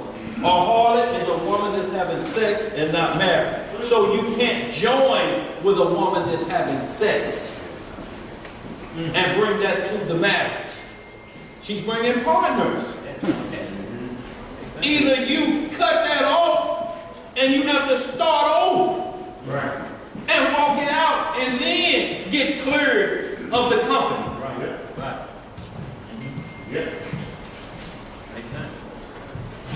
Go ahead. For 2 said, he shall be one flesh.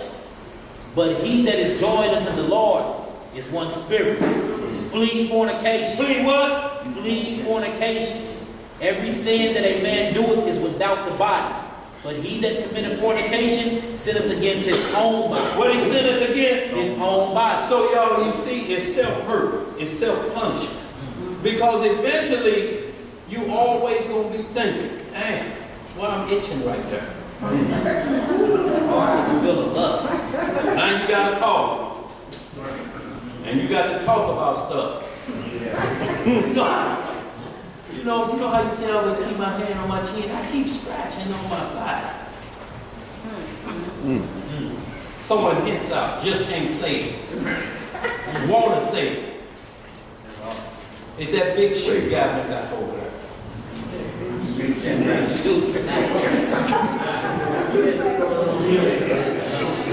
Verse 19. What? Know ye not that your body is the temple of the Holy Ghost? What is your body? The temple of the Holy Ghost, which is in you, which ye have of God, and ye are not your own. For ye are bought with a price. Therefore, glorify God in your body and in your spirit, which are God. And see, look, ain't no woman, if you saying I want to be married, let a man introduce you as this. This is my heart. What's up, y'all? She be like, what you say? What you say? He can say that if you let them tell you you can be married. You are married to me, and I don't have to do benevolence, and I ain't got my paperwork in order for you. He can say that. You know that. Yeah. The bottom line is you can't be called that or introduced like that. Right. Publicly. You can if that's your lifestyle. Right. But y'all, we're going to hold on that. Y'all, this is what we're saying when you understand what was going on in Corinth. If y'all ever just do this, Google Aretha Franklin's father's church activity on Saturday nights. This is what was going on in there. Aretha Franklin, they put her in the arms of Sam Cooke when she was 13. She was pregnant when she was 13. And she got pregnant in the church. What? Ray Charles said it was an orgy every Saturday night in the church. And then they opened it up for Sunday worship on Sunday. Just Google it, y'all. I ain't making this up.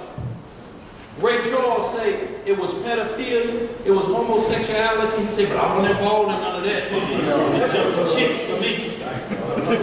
So he was feeling rich feverishly.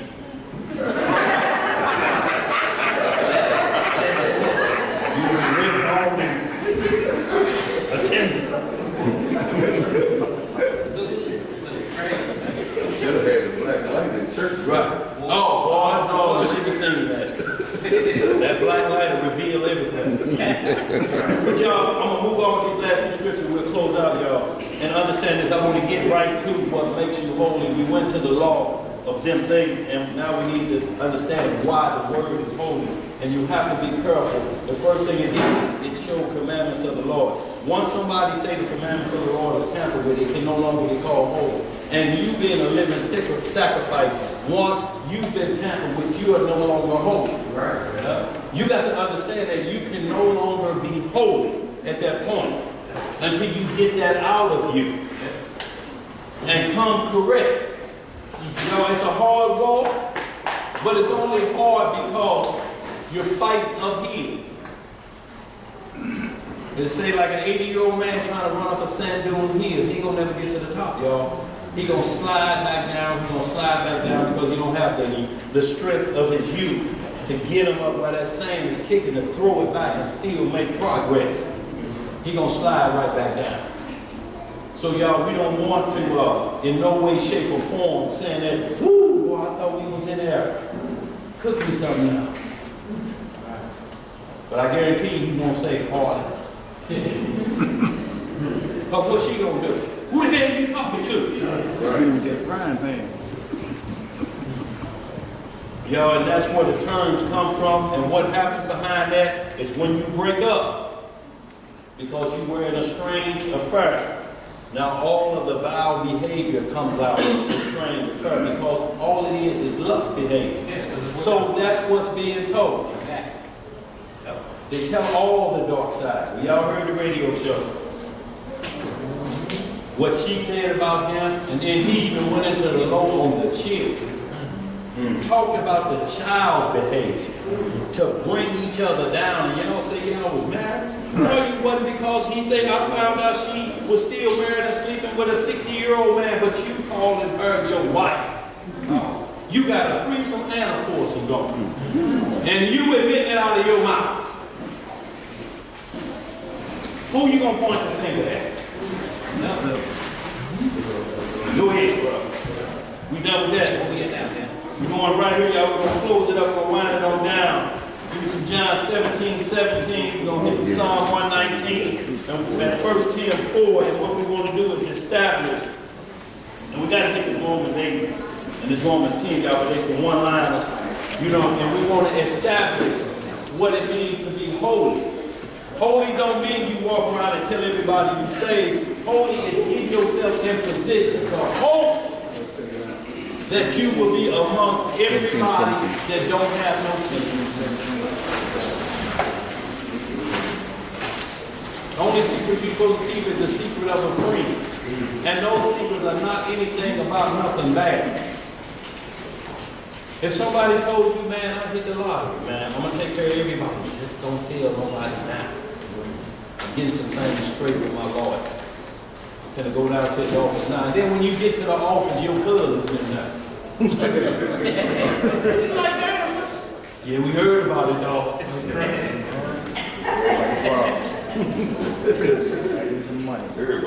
Everybody there. Y'all know what the fastest communication is. It ain't telegram or telephone. It's telling Israelites. Yeah.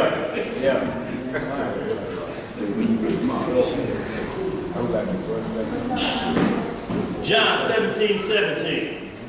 Man, back that up with Psalms 119, verses 142, and skip down to verses 151. Book of John, chapter 17, verse 17. Sanctify. Hold on.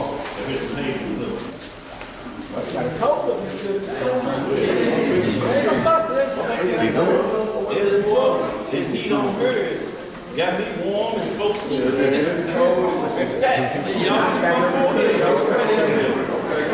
Y'all hold on down there. Free. Now y'all see why the vagrant's been hiding in here is comfy.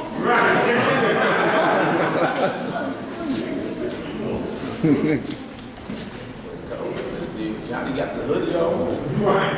We're going to close it out, y'all. Let's go get these last few scriptures. We got it. I got Psalms 119, 141 over there. John 17, everybody there? Yeah. John 17 and 17. Yes, sir. Sanctify them through thy truth. Well, how we going to sanctify? Sanctify them through thy truth. Right? Thy word is truth. What is truth? Thy word. See, y'all, once you say it's been tampered with, and it's called the word of God, it cannot be truth anymore at that point. How do you even listen to anybody after they've made those statements? And still doing like this, and I want you to flip with me to right here. How do you even allow that? For somebody to continue on flipping when they just said it's not holy anymore. Right. You at least have to make them scratch holy off. You call it Bible. Huh? You know they ain't do that. Right. Y'all, these are the things you have to count them as a liar until they come straight with you. Yeah. You're telling, how do I then know what ain't tampered with? Go ahead. 18. As thou hast sent me unto the world, even so have I also sent them into the world. And for their sakes I sanctify myself, that they also might be sanctified through the truth. That's right. Neither pray I for these alone, but for them also which shall believe on me through their word. Yeah. They that all may be one, as thou, Father, art in mine, art in me, and I in thee, that they also may be one in us. See, the only way we can be one is we have to be to the point of where public we know who everybody, if you're into a relationship, who is with amongst the body. Keep all that stuff outside the body. Don't bring that to the body and introducing it to us then. It wasn't public when it happened. But you're going to ease it in at a feast day.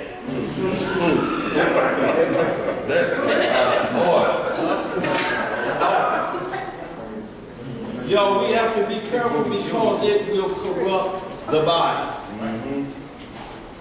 You can keep that over there.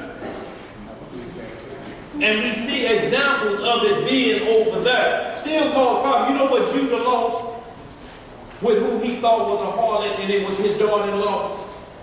You know what he lost? You know what he gave up? He gave up his staff. And he gave up his signet. And his ring. And his diadem. Is that how you pronounce it? What's called his royalty. His heads that what Moses would call the congregation and all the heads of the tribes. He lost all of that as a wager. And not only, but what he said is, what I'll bring back to get my stuff back is a couple of kids, goats. And that's a high price. Leave that paper and get his stuff back. All your stuff back. You can't be there long. 2 or 20 minutes, you out of there. But all that wealth go in that amount of time. 20 minutes of pleasure about a lifetime of pain. And if it's early, you're trying to recoup. Inside of 10 minutes, you lie. 2 minutes. It was that jelly sandwich, y'all. I worked the double. Because you can't believe I done gave up all of this wealth for that.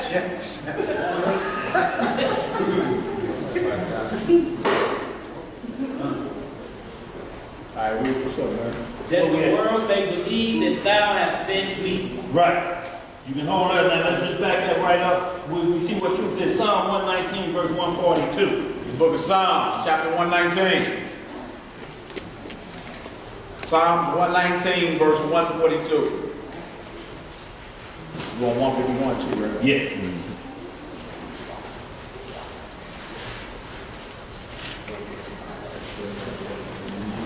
Psalms 119th chapter, verse 142. Thy righteousness is an everlasting righteousness. How long does it last? Everlasting righteousness. Ain't no tampering to the point of where you say the Romans were mightier than the Babylonians. They were mightier than the Egyptians that had us in body. Do we ever hear any of them talking about the word was tampered with? No, we hear just the opposite. We are hearing this from Israelite men. And it's only to gain control of you. And it should be to gain control of you. Somebody tell you something tampered with and still call it holy at the same time, and you still go forward. You want to be deceived. I'm telling you straight to your face that my truth has been tampered with, and you still believe good gonna come out of that. You want to believe that lie. And then look, that verse 140 says, thy word is very pure. Read that back up and we need to. Psalms 119, verse 140. For those claiming there's a tampering going on. Psalms 119, verse 140. Thy word is very pure. What is it? Very pure. See, that's above what we just consider regular pure. It said very pure. That means it ain't got no taint in it. It comes from the Hebrew word which means tried and refined. Tried and refined. Battle tested and approved. Go ahead, Bruce. Thy word is very pure. Go ahead, bro. What you saying? Psalm 19. Well, hold that till we get finished with that. We're going to come right back to that precept. So we finish this thought. Go ahead. Thy word is very pure, right? Therefore thy servant loveth it. I am small and despised, yet do I not forget thy precepts. Thy righteousness is an everlasting righteousness. How long is it? Everlasting. See, y'all, once you break this down to then tamper with because you say the Romans got at it, it's going to be a problem, y'all. Everlasting have been taken off the table. Go ahead. And thy law is the truth. Verse 151. Thou art near, O Yah, and all thy commandments are truth. Concerning thy testimonies, I have known of old that thou hast founded them forever. See, once, and it's saying basically word is bond. That's why he asking you when you come in my closet and talk to me, your word has to be bond. It has to be everlasting, because it's going to be everlasting whether you like it or not. Because them words and what you said going to be on Judgment Day. Did you not say this in your closet? Go ahead, man. Right, y'all write down Psalms 119, verse 9 as well. The back up of John that we read. Sanctify themselves, sanctify them through thy word. Thy word is true. Psalms 119, verse 9. Wherewithal shall a young man cleanse his way? By taking heed thereto, according to thy word. See, so no matter how you say I'm filled with the Holy Ghost, your sanctification can't come until you're filled with the word of the Most High. Right. Because you can talk a good game, but can you walk that game? That's what we wait to see how you walk. Go ahead. With my whole heart. With my whole what? With my whole heart have I sought thee. Oh, let me not wander from thy commandments. See, not to wander from thy commandments. It all comes back to the measuring stick. And if the measuring stick be tampered, how do you expect to be holy? How is that possible? Could nobody sell you this high dollar stuff and you know it's a bootleg and sell it to you like it's the real deal? Would you do it? You know you wouldn't do it. You ain't gonna pay the same price for an original that you paying for a copy. You just ain't gonna do it.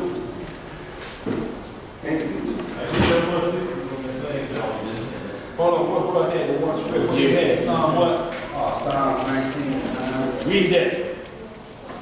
Psalm 19, verse 9. The fear of the Lord is clean, enduring forever.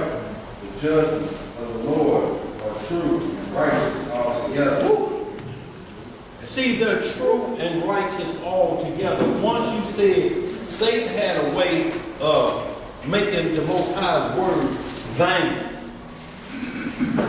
that is a major problem, y'all.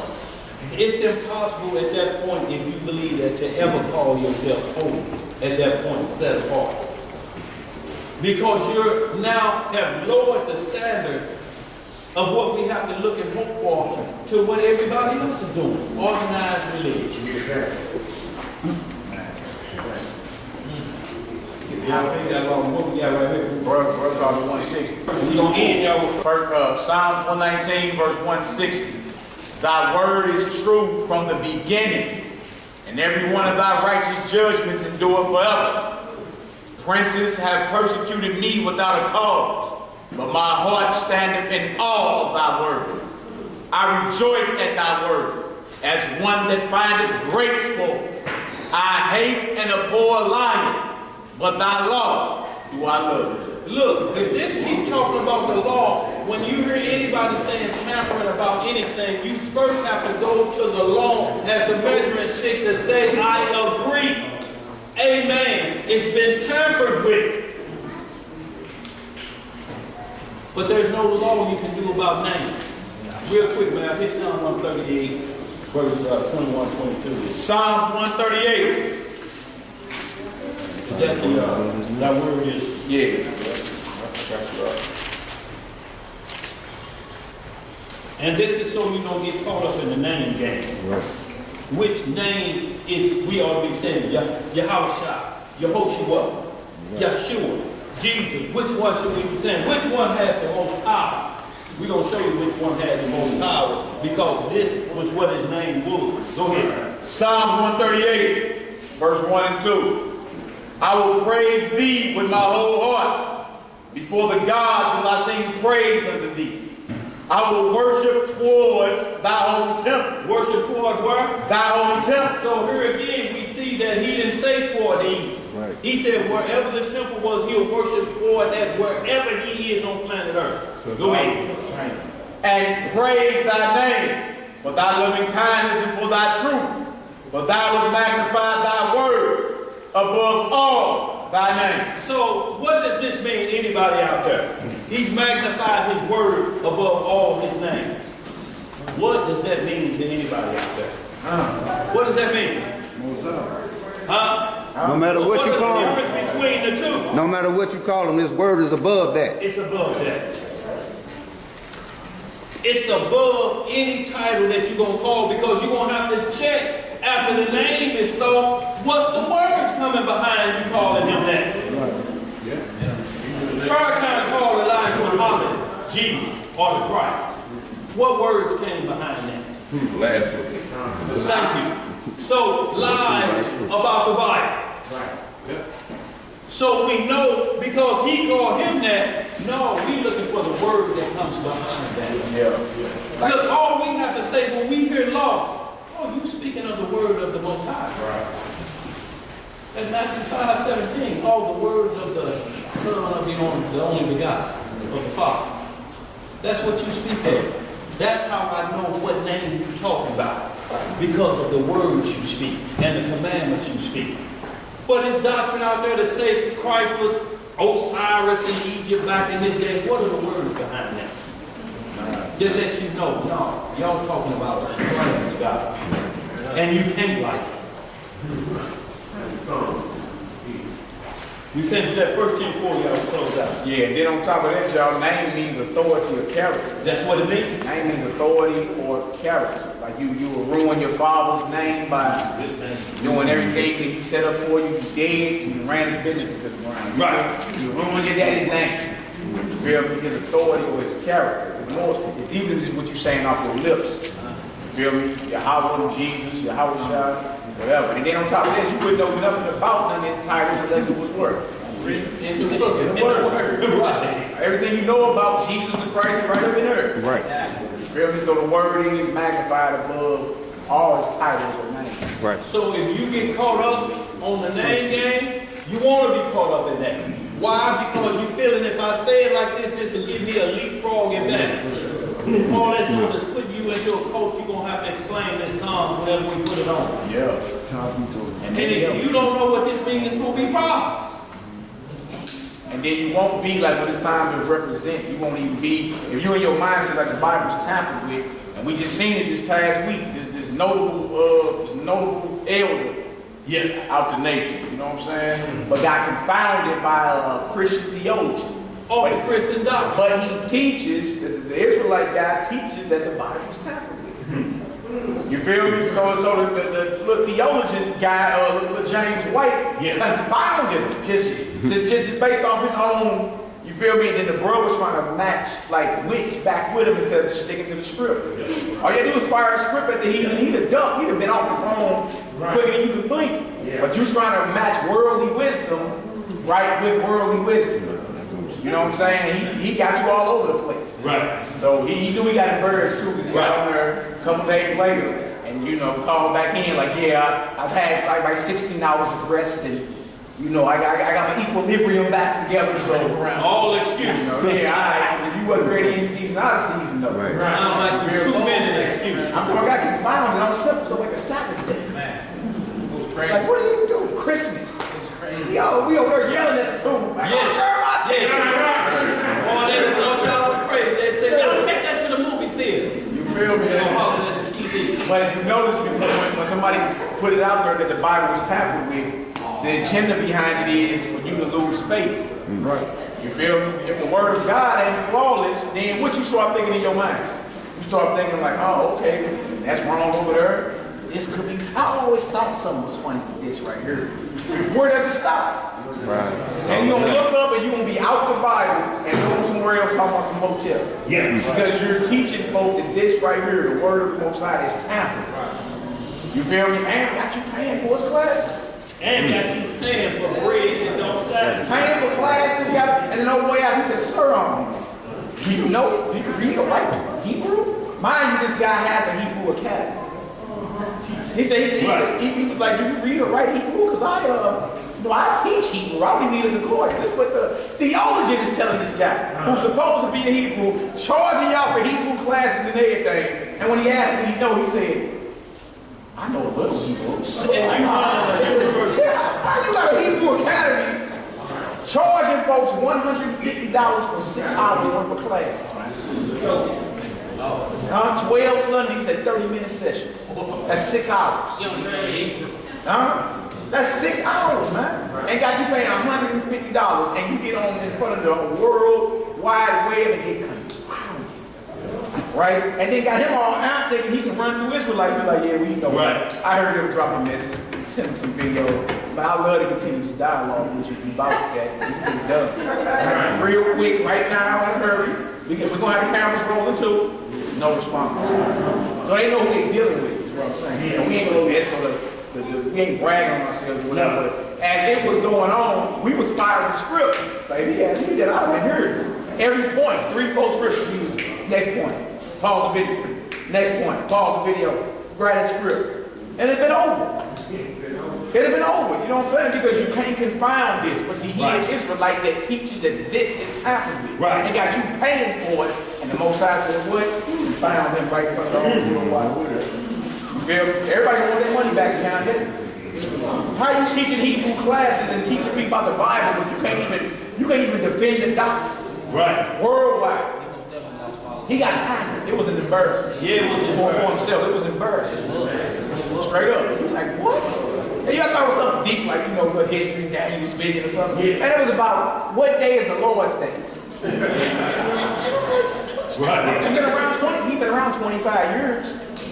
Let him tell it, teach him. So what do you mean you don't know what the Lord's day is? You know, you can't disprove Christmas. What's going on? Right. Confounded, man. Because you teach this time. We don't teach this. They get it done quick and early. This is all the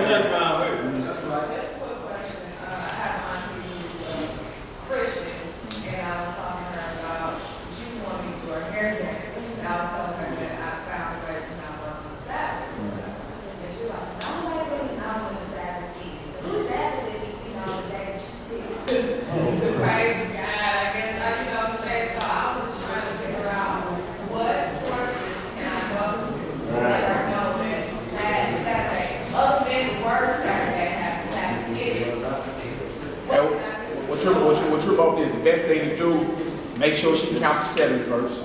Right. All right? Right. Just make sure. Some people can't count, you know what I'm saying? Right. Like, be honest with her. Make sure she can count to 7, right? And then, you know, tell her, hey, go ahead and retrieve that iPhone. You got it? Right. Right there. Pull up a calendar, right? And let's take the names of the days of the week out of the picture. Right. You feel me? It was never called Sunday anyway. It's first day. Whenever called Monday, it's called second day. Whenever called Saturday, it's called Sabbath. You feel me? So remove the names, right, and deal with them in the position they in, 1 through 7. Right. And then it says sister. You count 7, right? Looking at the calendar, what day is day 1? Which day is day 7? It's really simple. When we try to overthink it, right, that's when we go off. Yeah, even after everything is her all, you know, getting a lot for herself and showing her that, showing her. Yeah. Well, and it's a lot of times because they've been teaching that so long. When you're trying to tell me something that they don't know, they've been in business a long time. Yeah, right. You know, but they've been in business teaching from their perspective, not out of the Bible. Right. No, because she repeated. She's clear on understanding it, and you can invite her to the class. She's trying to pull you to the type of church who will be guide, who's a type of psychologist, who's a teacher, and works wonders, and all that kind of stuff. Yeah, no doubt. No doubt. You'll go through that. You understand? But the thing is just to keep it real simple for our people, right? And then make her prove her stance. Like you just said, the Sabbath is any day you decide to worship. Please show me that I didn't do myself. Yeah. Now, we ain't, of course, you can worship any day of the week. Of course. Nobody ever say. But what day does the Lord hallow and separate? When you get down to that, to be real specific and straight, you'll get your answer. Like, oh, okay. So, look, we ain't dealing with opinion. Right. She probably going to try to run Romans 14 on you, too. So, read that slowly so you start seeing keywords. Faith, unbelief. So you start piecing all that together, but you can't run that either, because that didn't say nothing about the Sabbath is done away with. Right. They just said you esteem this day high and holy, and you esteem this next day high and holy. So it had nothing to do with getting rid of the Shabbat. Right. Feel me? Or that you can eat whatever you want. Right. See what I'm saying? So always keep on the table what we're talking about. Because it's real easy to go left field and say, well, it say right here, first day of the week, Paul was teaching the word. Of course. Nothing wrong with teaching the word on the first day of the week or any day. Hold it down, y'all. But it's not the Sabbath, though. Absolutely. You see what I'm saying? That's all you got to do. Just keep it real simple and stick what's on in the text. And then, you know, hopefully our people get some understanding. Go ahead. Yeah. When you get some time, you can go through it slow. Okay, that's what's up. So, and like I say, it's right before our eyes. He said it ain't never far away. Every calendar starts on Sunday is the first day of the week. Every job, when is the first day of the week start off on your time clock? Sunday. The week ends on Saturday. Easy work. It's easy work, and it's been there for the longest. But Satan have you thinking something else. He said he think to change the laws and time. But it ain't changed because the world ain't changed. You can't blame it on the world. Every calendar say Saturday is the 7th day of the week. Even down in Latin America, Sabbath. That's Saturday. It's easy work, man. It's worldwide to where you ain't even got an excuse. As long as we count to 7, we go. Right, go ahead. I'll say somebody, but they use Acts 20, where it says the first day they grow bread. No doubt. Well, you can just go back to Acts 2:46. They continue daily, one accord in the temple, breaking bread and one hour. Yeah. They breaking bread daily. They don't need one day, it's day to day. Look, what day was it when Christ broke bread with the disciples? What day was the last supper on, so to speak? What day was that when he broke bread? That was a Wednesday of that week. So, if you look at it then we can say, well, no, it's Wednesday, but that wasn't the Sabbath day. That was the day he broke bread. Paul broke bread on the first day of the week. That don't turn it to the Sabbath day no more than it turned the Last Supper to the Sabbath day. No doubt. I didn't look trip off this hill now, like that Acts 20 you just said, right? You just read that verse 7 when it said the first day of the week. Verse 6 brings up Passover, and verse 16 brings up Pentecost. So we talking about Paul observing still the feast days after the Messiah and resurrected and gone into the heavens. Right there in that same chapter, Acts 26 talks about unleavened bread. Acts 20:16, Paul said, I got to be at Jerusalem for the day of Pentecost. Right. Come on, man. So y'all understand these things that's out there is because the world has changed your thought process. They have tampered with your mind, not with these scripts. Right. Because there's nowhere in here where it's sanctified by the word that it should be the first day of the week now. There has to be a sanctification of the word. Because Paul broke bread. You know how many scriptures we can find with bread breaking all throughout the other 6 days of the week? How many times you break bread every day? Right. You know, you get the right type of Hebrews together, that grill gonna pop. Well, I'm telling you. All right on sight. Hey, right. Yeah. Go ahead, bro. Hey, I got a serious question I want to ask you. Yeah, we got 2 more words. Go ahead. What you got? It's with this, like your birthdays and stuff like that. Like you know, people say, like my birthday's coming up on 11. Right. Somebody say, man, you was handsome. Right. Horoscope. Right. So what they're saying is that you were born after worshiping the stars or the celestial beings. It's like when you read it up, like it has like certain points, like what certain points? It kind of like fit me a little bit, you know, like I can make something. Look, I can turn you into a Pisces in 2 days. Yeah. I'm saying it take that long for you to get cancer out of your mind and you be telling everybody you're a Pisces. Hey, it's just generalization, bro. That's what they're doing. It's just like when you go see I asked this. I mean, I ain't never seen them. When you go see a Miss Rudolph or a soothsayer or whatever, right? They know they're trained to pull information about it. It's based off, you know what I'm saying, how you look outwardly. You know what I'm saying? How you respond to certain things. Yeah, OIP, you've been in the streets doing your thing. You know what I'm saying? So a lot of people say, well, you were born in Cancer. You're an Aquarius. Right? And then you read the horoscope and then you're like, well, I am kind of, I do take, dropping 3 times a day. I do. I am kind of tall and, you feel me? And you start thinking that this is talking about me. Now, I trip off this. If it was an exact science and flawless, it would apply to everybody that's born on July 11th. Yeah. And every one of them traits. Right. And it don't. You feel me? certain things get thrown out there to where it applied to you. You feel me? But it don't apply to everybody born on July 11th. So it can't be exact. How come it's you and not everybody else? You understand what I'm saying? So I mean, a lot of that's rooted in witchcraft. You gotta be careful. Right. A lot of that. A lot of our fathers had knowledge of the stars back then. When the Messiah was born, the heavens lined up a certain way. But people go further than that and start trying to worship the creation. Right. You feel me? And not the creator. There's a whole doctrine behind stargazing. Right. And observing it. You know, I'm Cancer. There's a whole doctrine behind it. You know what I'm saying? Why can't it be I was born July 11th? Right. You feel me? So that's all it is a doctrine behind it. Is it wrong to know what the stars or what position they're in? Of course not. Nothing wrong with that, but it's a doctrine behind you reading the horoscopes. You know what I'm saying? You getting superstitious. What is superstition? What is superstition? It's another form of witchcraft. Step on a crack, break your mama's back. Right. You know, not right. You know what I'm saying? It's what Stevie Wonder said it is. You believe in things you don't understand. And then you what? Suffer. Because you're believing in things you don't understand. The Most High tell us not to believe in a word without understanding. He says with all you're getting, get what? You can't make this superstition. Hey man. It ain't no superstition. You be banging on that. You remember we was in the club back in the day. What's that number one on the X sign? Yeah. Scorpio!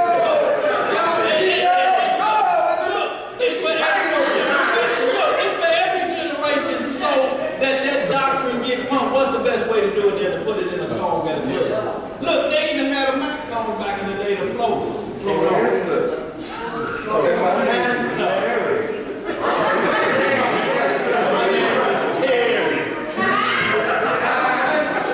And that was your rap game. That's messed up. Also, it ain't just our generation. No. Okay. When the first float on, It ain't just that rap. You better float with me.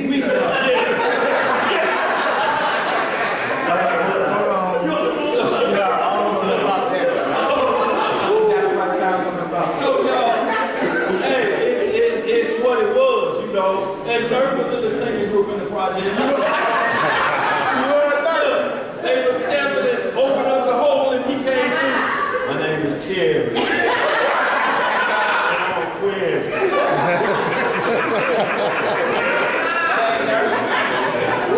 Hey, y'all, so, but it's Deuteronomy 4:19. We should not be driven to worship the host of heaven. That's right. Job 38 talks about the host of heaven. Never to worship it, and that's what it is. You're an Israelite. That's right. You're not a Cancer or a Leo, but you're an Israelite of the tribe of Judah. Now your birth month, that's just something else, but they don't even go with your birth months for anybody. He right in the class called What's Your Sign? Right. Check it. That's all he went in. Yep. So y'all, we got these last two, y'all, we're gonna close out because it's been the 4:30 hour. Get her done. Now hit that Hebrews 8:21, then we close out with the first 10:4. Hebrews 8 only got 13 verses. Right. Hebrew 8 only got 13 verses. Who? Hebrew 8. Ain't no 21. No, 21. It's 7 or 9. Y'all watching out for me? It's 7 or 9. Hold on. What you looking for, man? Hebrews, no, I meant y'all Romans 8. I'm looking at it right here. Romans 8:21. I need some glasses. What all that you got on? I need mine, brother. For me that I know Romans 8:21, but I'm finish up with Hebrews. Should have been 10, but I want to get y'all to change this to Romans. Y'all getting that Hebrews because of a full assurance. It's Romans 8:21. And we hit that first 10 before 1 through 6, y'all will close out. There's many more y'all understanding what it takes to be holy. And the first thing is you have to be a law keeper. Once was holy, you're convinced that it's tampered with. How can it be holy? We just read that it's very pure. What does that mean? Tried and refined. That's Tried right. and refined. Very tried. Very tried and refined. So y'all, once you convinced of that, you got to scratch holy off your body. Or you playing trickery. If you won't tamper doctrine, go where the doctrine's tampered at. And then you show it.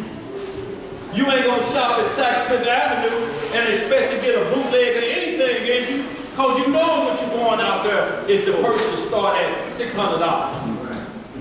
Now there's another Saks that you can shop at. The Soul Brothers come in a barbershop with a sack full of goods. And you can get certain items for a certain price. But you know what's in them sacks. You know that shop in that sacks is what it is. Romans chapter 8, verse 21. Yes, sir. And we're going to read that Romans 8 about this is the last of y'all understanding hope, the hope we have for. Y'all, if we hope, and they telling us this the kingdom of God right here, where's your hope?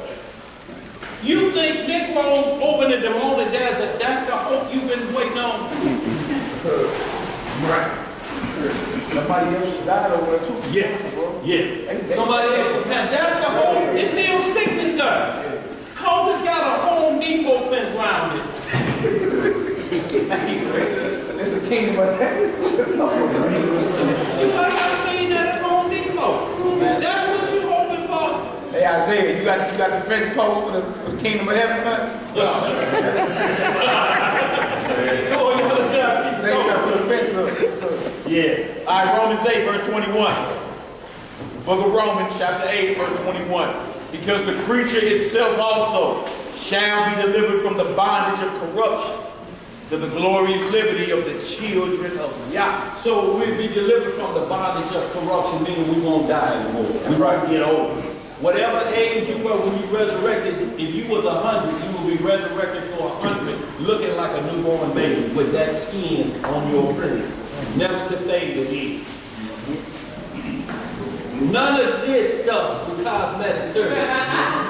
Well, you just keep drawing up on the skin. Like and it causes a woman to have to wear a turtleneck because they draw all this up to here.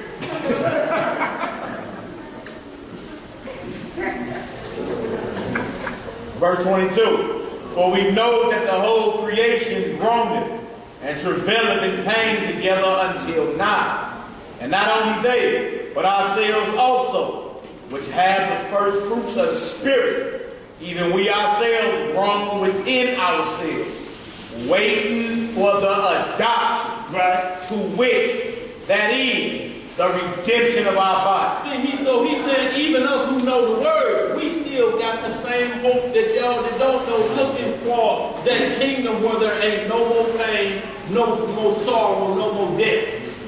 None of what we stomping about every day and what's causing us problem today. If you hoping for that and you get chased over to the desert, that thing is seen over there. That's the same thing you saw over here. How is that hope when it's something built with a man's hand?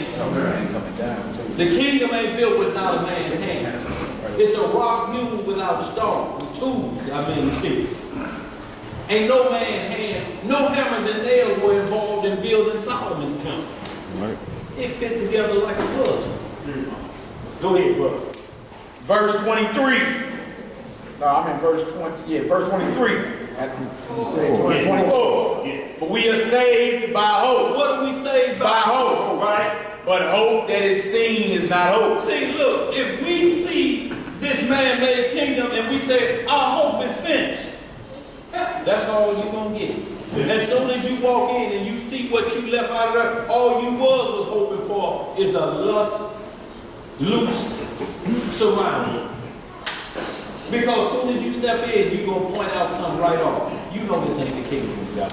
No doubt. Go ahead. For what a man seeth, why doeth he yet hope for? But if you see what you hope for, why you still hoping? Right, you see. How they in the kingdom and still hoping for what? Why they reading these scriptures? Citizenship. Why would you read Romans 6 and where we at 8:21? For what? If you're in the kingdom. Go ahead. Verse 25. But if we hope for that we see not, right, then do we with patience wait for it. See that? We got to wait on it. It's either till the casket drop That's or right. tomorrow. That's right.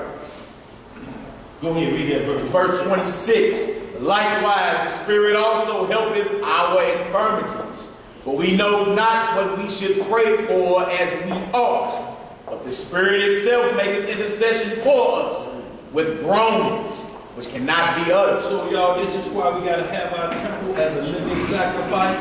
We got to be certain of what's going in, because it may come out rough. So y'all will be careful that we're going to hit this first 10, 4, 1 through 6, and we close out. Oh, yeah. This is another spot that folks that love to eat pork, try to go to this right here. And start you around verse 5. Start back at verse 1 so you can understand. The Bible is not, the pig is not food. It was never food. It was made for something totally different. So 1 Timothy 4 is one of them spots where those that slicker than snot try to, you know, what we're slick and try to say that you can eat pork now. They're getting slick with the fish too. They eliminate anything with fins and scales and start to say they're not bottom feeders or they're bottom feeders and trying to play with what's in the water. Too simply, if it ain't got fins and scales, it's unclean. Right. It don't matter what they do. If it ain't got fins and scales, get it out of it. Get it out of it. It's not meant for it to be in your body. Like catfish. It's not food. Catfish don't have fins and scales. Yo, the world know who we are, cause when do they call party time? What's party time? TGIF? When does that start? When does that happen? Sundown, Friday. What time? Sundown, Friday. And what do they give you? What do they give you at the happy hour? Double up. Double up on what? Now look, normally it's $8 a shot. Sunday through Friday. I mean Saturday through Friday night. But when Friday night they lower it down to $2. So what are you gonna do is try to get your fill. Give me 3 of them. So you start the Sabbath off drunk. Thank God it's the Sabbath. Now we can get drunk. And what happens after you start drinking in a club? 3 of them. Because the script say when a pretty woman walk by, now here comes filthy conversation. On the Sabbath day. So they got you thinking you should hurry up to get to the Sabbath day to drink all you can, to do all of this, because they know what they need. Don't let none of your enemies be in there. Yeah. Everybody got phones and cameras and recorders on. Oh, look at the Israelite on this most highest day of the Lord. His friends is all right. Turn it up. Oh man, you trolling. It's gonna be on Snapchat, Facebook, over. Look at the Hebrew. On the Sabbath. On the Sabbath day. And look at this. When the Messiah say he come back, pray that your flight be not in the winter or on the Sabbath. So there's an established day when he come back. He say, if I come back on these 2 days, it's going to be the worst day on planet Earth. Y'all wake me up out of my rest, so I got to go on the rest day. It's going to be painful. Who want to get woke up on the day they rest and then they go? Matthew 24. Yep, Matthew 24 chapter.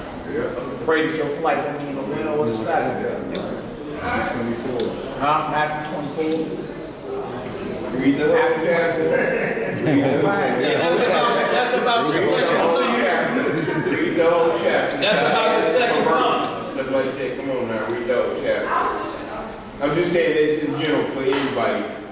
Try to read the whole chapter instead of get full understanding. Right. In these verses and shit like that. Y'all, so he's letting us know that there's and y'all listen to this. Listen to this. Either Paul contradicts himself with Acts 5 because he said that I taught them every Sabbath day. Every Sabbath day. The law and the prophets. Right. On the Sabbath day. And then you jump up in the 20 and he changed it. No, that ain't the truth.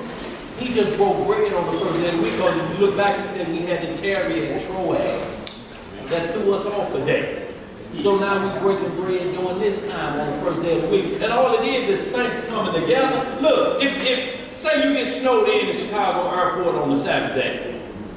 Finally the plane get here, do that stop us from breaking bread, which we was going to do on the Sabbath, but we got the first day of the week available?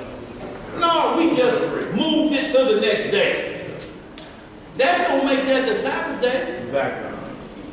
And then look, go off with what Brother Isaiah was saying. When they was asking the Messiah about things, he was just giving whole books for you to read. That's like right. check the book of Daniel. Daniel had 12 chapters. Like read that whole scroll. You know how many verses of that did? You feel me? And then it make it better too because you end up searching, and once you find it, you'll retain it longer. Then we just give you these phones for you chapter and verse all the time. Then you lose it, you feel me? Because you ain't have to search yourself for it. You did? So that's how the Messiah dealt with it. You just look, go read the book of Daniel. You're like, whoa.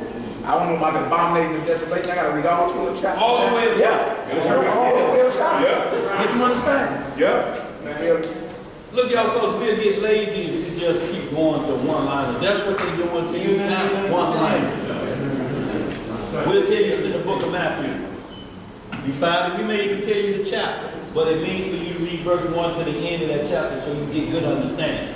We don't like the one line because you have to back it up. We always tell you back it up 3 verses or move down 3 verses so that you get the full understanding of that verse. Right. You can't leapfrog and you're going to miss it. We can make it say anything at that moment. Go ahead, let's get this last one on. We call it a day. 1 Timothy 4, 1 through 6. The book of 1 Timothy chapter 1. And y'all understand these are what it keeps saying, sanctified by the word. That's right. The only way you can be made holy is the sanctification of the word. You can say all of the titles of Christ's name all you want, but until you understand his word and his true mission, the disciple never, look, y'all ever read what a father called him his name? No. He only said my father and my son, didn't he? Yep. Ain't that how they communicate? Yep. But the word was in the midst of that as the judgment stick. I have kept thy word. Ain't that what he said? So y'all, we understand he was what he kept in the beginning. Give me back the glory I had before the world was. Yeah. If he's wanting that, he was a high priest after the order of Melchizedek before the world was, and that's what he returned to. The high priest after the order of Melchizedek, a heavenly priesthood that dwells in heaven and earth. Because the realm will be open. There will be no more blockage between us and the Father. It will be open. That's how Adam knew. I heard the voice of the Lord in the garden. It was open at that time. And I hid myself. But the Lord saw. So now we got iron above there. And it's hard to get our prayers through now. Especially when we're going in the closet, sneaking and praying. Not coming all the way out like we should, but what's really plaguing you, that inner me. That's plaguing me, that's got me on fire. Hebrew, 1 Timothy.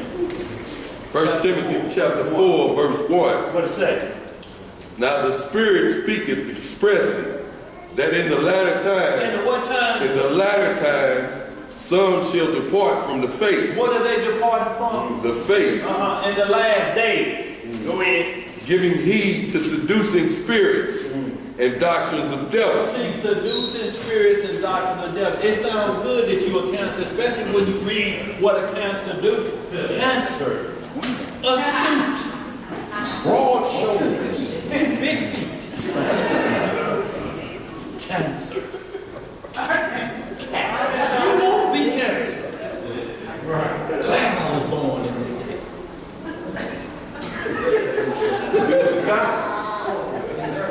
They tell you who you are. You understand what I'm saying? They tell you who you are. So now you're like the religion that call themselves Pentecostal. You a feast day? You a feast day? You count 50, huh? You the Feast of Weeks. You Pentecostal. It's the same way with your horoscope. You a Cancer. No. You were born in the 6th month of this calendar system. Right. 7th month, whatever it is. 7th month. Go ahead. Verse 2. Speaking lies and hypocrisy, having her conscience seared with a hot iron. Right. forbidding to marry and commanding to abstain from meats, which Yahweh hath created to be received with thanksgiving of them which believe and know the truth. So now they said everything you pray over, it can be forgiven if you pray. They didn't say that. It said to them that believe and know the truth. What is the truth about meats? Where can it be found? How can it be sanctified with the word of God? 14. Leviticus 11, Deuteronomy 14. That is the truth about meats, where meats are sanctified. If you find it somewhere else, let us know and we will be reproved. But other than that, we have to go right where the truth, the sanctification of meats are, in Leviticus 11, Deuteronomy 14 chapter. That's the truth. Where else we gonna read it in the New Testament? Right? Peter rise, kill and eat. And then look, all we deal was in the text. It says forbidding to marry, so that's a doctrine. And then it says, and commanding to abstain from meats. What is that? Who commands Vegetarian. People like these people gonna pop up in these last days, forbidding to marry. You got the Roman Catholic Church. Right. You know what I'm saying? Some of the popes can't get married. Right. The nuns and all that. You know, so you got to deal with what's on the table when you're talking about. You're talking about these certain doctrines right here or being commanded. You feel me? And he called it a doctrine of the devil. Right? Now can somebody come out of 2,000 years later and say, well, that means I can eat swine? He ain't even talking about that. He talking about the lifestyle of a vegetarian, which is nothing wrong with it. There ain't nothing wrong with being a vegan or a vegetarian, but when you see me, because you're going to see me eating lamb. Meat, I'm not no vegetarian. So when you see your brother eating lawful meat, don't be offended. Right. Like, dang, now you're over here eating some lamb. Yeah, smash it. But it's people out here commanded to abstain from meats. Right? That's somebody commanded to be a vegan. Keep on reading, man. All right, go ahead, Doc. No, I just wanted to show him something while you're reading about the creature part. Go ahead. For every creature of Yahweh is good. So if that meant every creature, what is a human being? What is a creature? Don't we ain't we trying to become new creatures? So if you can eat every creature, if it's that, then we can pray on that right there. Y'all see that? Hands up. That's a foot wrapped up. That's a real foot long, huh? Real foot long.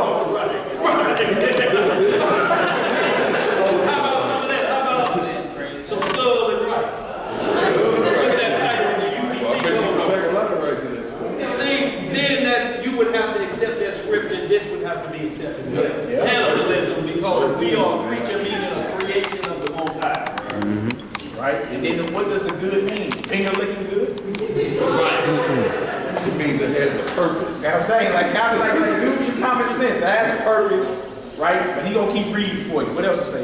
For every creature of Yahweh is good, and nothing to be refused, if it be received with thanksgiving. Don't stop there. Verse 5. Not stop there. Right. For it is sanctified by the word of Yahweh and prayer. So it's saying it must be sanctified by the word and prayer. So when you pray over your food, it must be sanctified food. Food that's set apart and holy. Clean according to the word. Right. What does sanctification mean?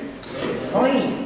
What has to be clean according to the word? Yeah. What word? The Most High. All right, so where I go and read about the clean and unclean food, you can eat. Leviticus 11 to Romans 14. It's real easy, y'all. If you know it. All right, go ahead, y'all. For it is sanctified by the word of Yahweh and prayer. There it is right there. If thou put the brethren in remembrance of these things, thou shalt be a good minister of Christ, of Jesus Christ, nourished up in the words of faith. See how you gonna be nourished up? Because see, you're eating the words of truth. That's gonna first nourish you up. And then when you're eating a clean diet, and we don't like to say kosher, but it may come out. Kosher means sanctified by a rabbi. Clean is what's in the Bible. Right. Kosher ain't in the Bible. That ain't the word. If it come out of your mouth, whatever, it's clean though. Clean food. That's the word you should start practicing saying. I practice a clean diet. Is it kosher? No. Damn, no nothing about all that. Right. It's clean. It's clean. And y'all, that means it's free of the taints of the world free of what I'm not supposed to eat. And is every creature good that the Most High created? Yes, because what was the catfish created for? Clean the bottle. Is that a good or bad thing? Good. That's a good thing to clean. When you got your fish tank pretty, you want everybody to see it. What you got there eating all that fish Algae eaters. stuff off the wall? Algae eaters with your what? They eat catfish.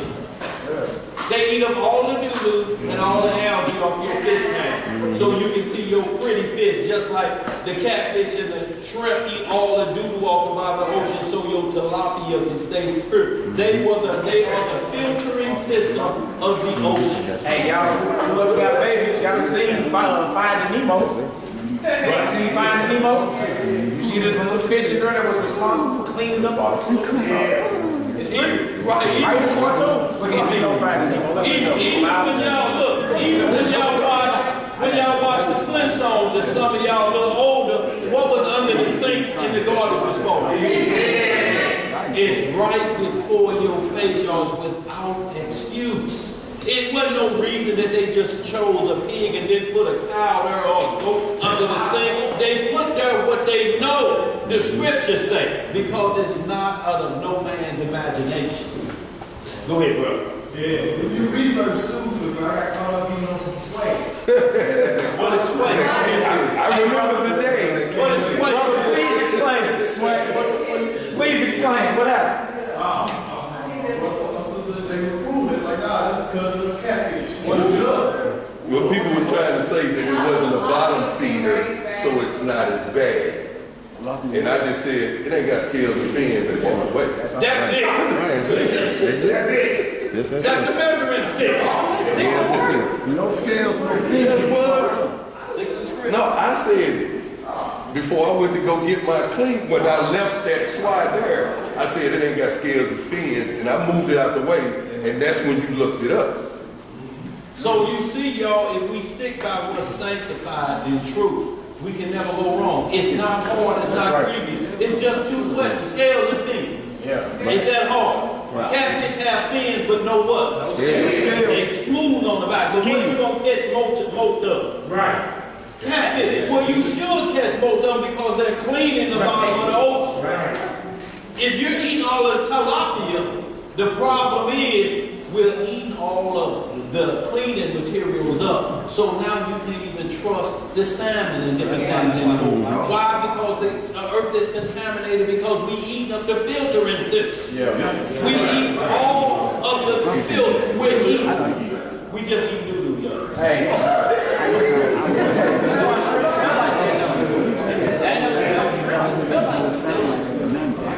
Go ahead, brother. Hey, the animals, the fish in the water with the fins and scales. I just let you know how infinite the Most High is, right? How harmony is. The fish with the fins and scales have a certain digestive system, right? That allows them to block any poisons that they may come across while they're in waters, while they live in waters, whatever. Everything that don't have fins and scales don't have that characteristic. The catfish got it to where they absorb the toxins. They clean in the bottom. How is they cleaning the bottom of the river? You feel me? So they digestive system. Look, science just came out with that and said, yeah, the actual fish with the skins or the fins and scales have a digestive system that allows them to block all the harmful poisons that's in the waters. Look, what can't you poison out there? And look, they coming out with that now. Right. You feel me? But you see, the Lord been told us back in the beginning what was right to eat. You feel me? And what was wrong to eat. Right. And how ironic the fish he tells us don't touch actually got something where they absorbing all the toxins. Right. All the poison is in the water. The fish he told us to eat got it to where it blocks it. What can't you poison? You can put strychnine in a pig. Can't kill him. You can't kill him. You have to almost cut his head off because what he ain't rocking with two veins in it. You have to cut their head off to kill them. They are trash compactor, and we have made dung a delicacy. The Red Lobster commercial, I can't wait to get to that dung receptacle. That was roaches. Shrimp. Oh. And you start hiding dung material from your family members so they can't get none of it. Which is a good thing, but You're hiding it because you're saying it's only minimum. Like caviar, fish eggs. Those are unburdened salmon or whatever they're supposed to be.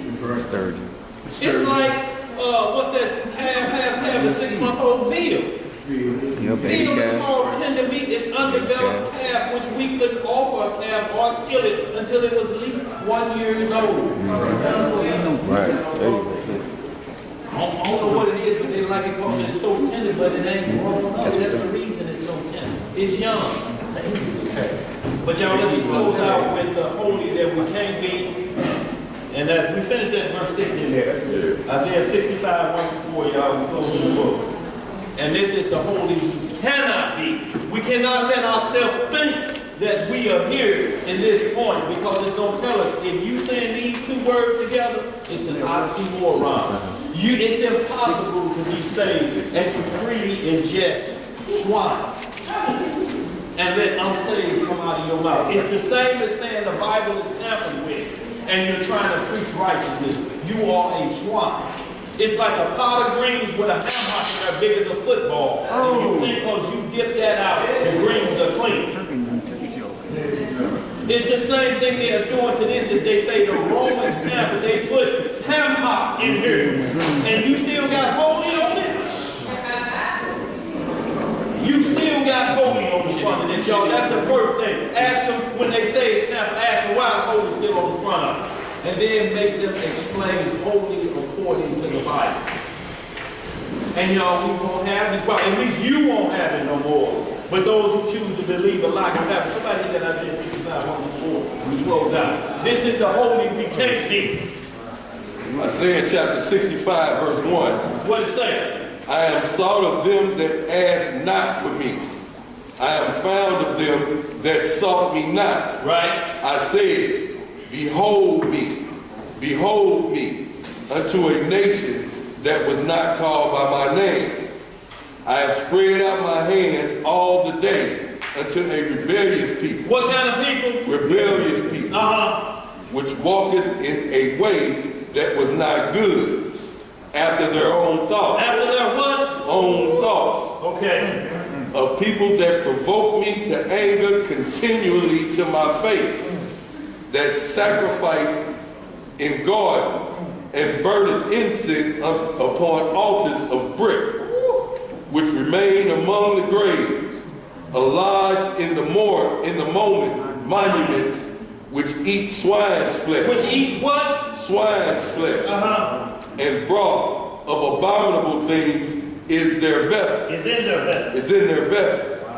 Which say, what they say? Stand by thyself, come not near to me, for I am holier than thou. These are a smoke in my nose, a fire that burneth all the day. So if you got fornication in you will see that same smoke that burneth all the day long, or smoke in the Most High's nose. It make you do like this, when smoke in your nose off that grill, what you do? You bag up. So the Most High saying with your own thoughts and with what you gonna equal it up. And you saying you holy doing these things, how are you a man of the Lord when you're saying that this is tampered with? Your pure doctrine, what you need to pull the people in. My source, my magnet to draw the people in, got low voltage.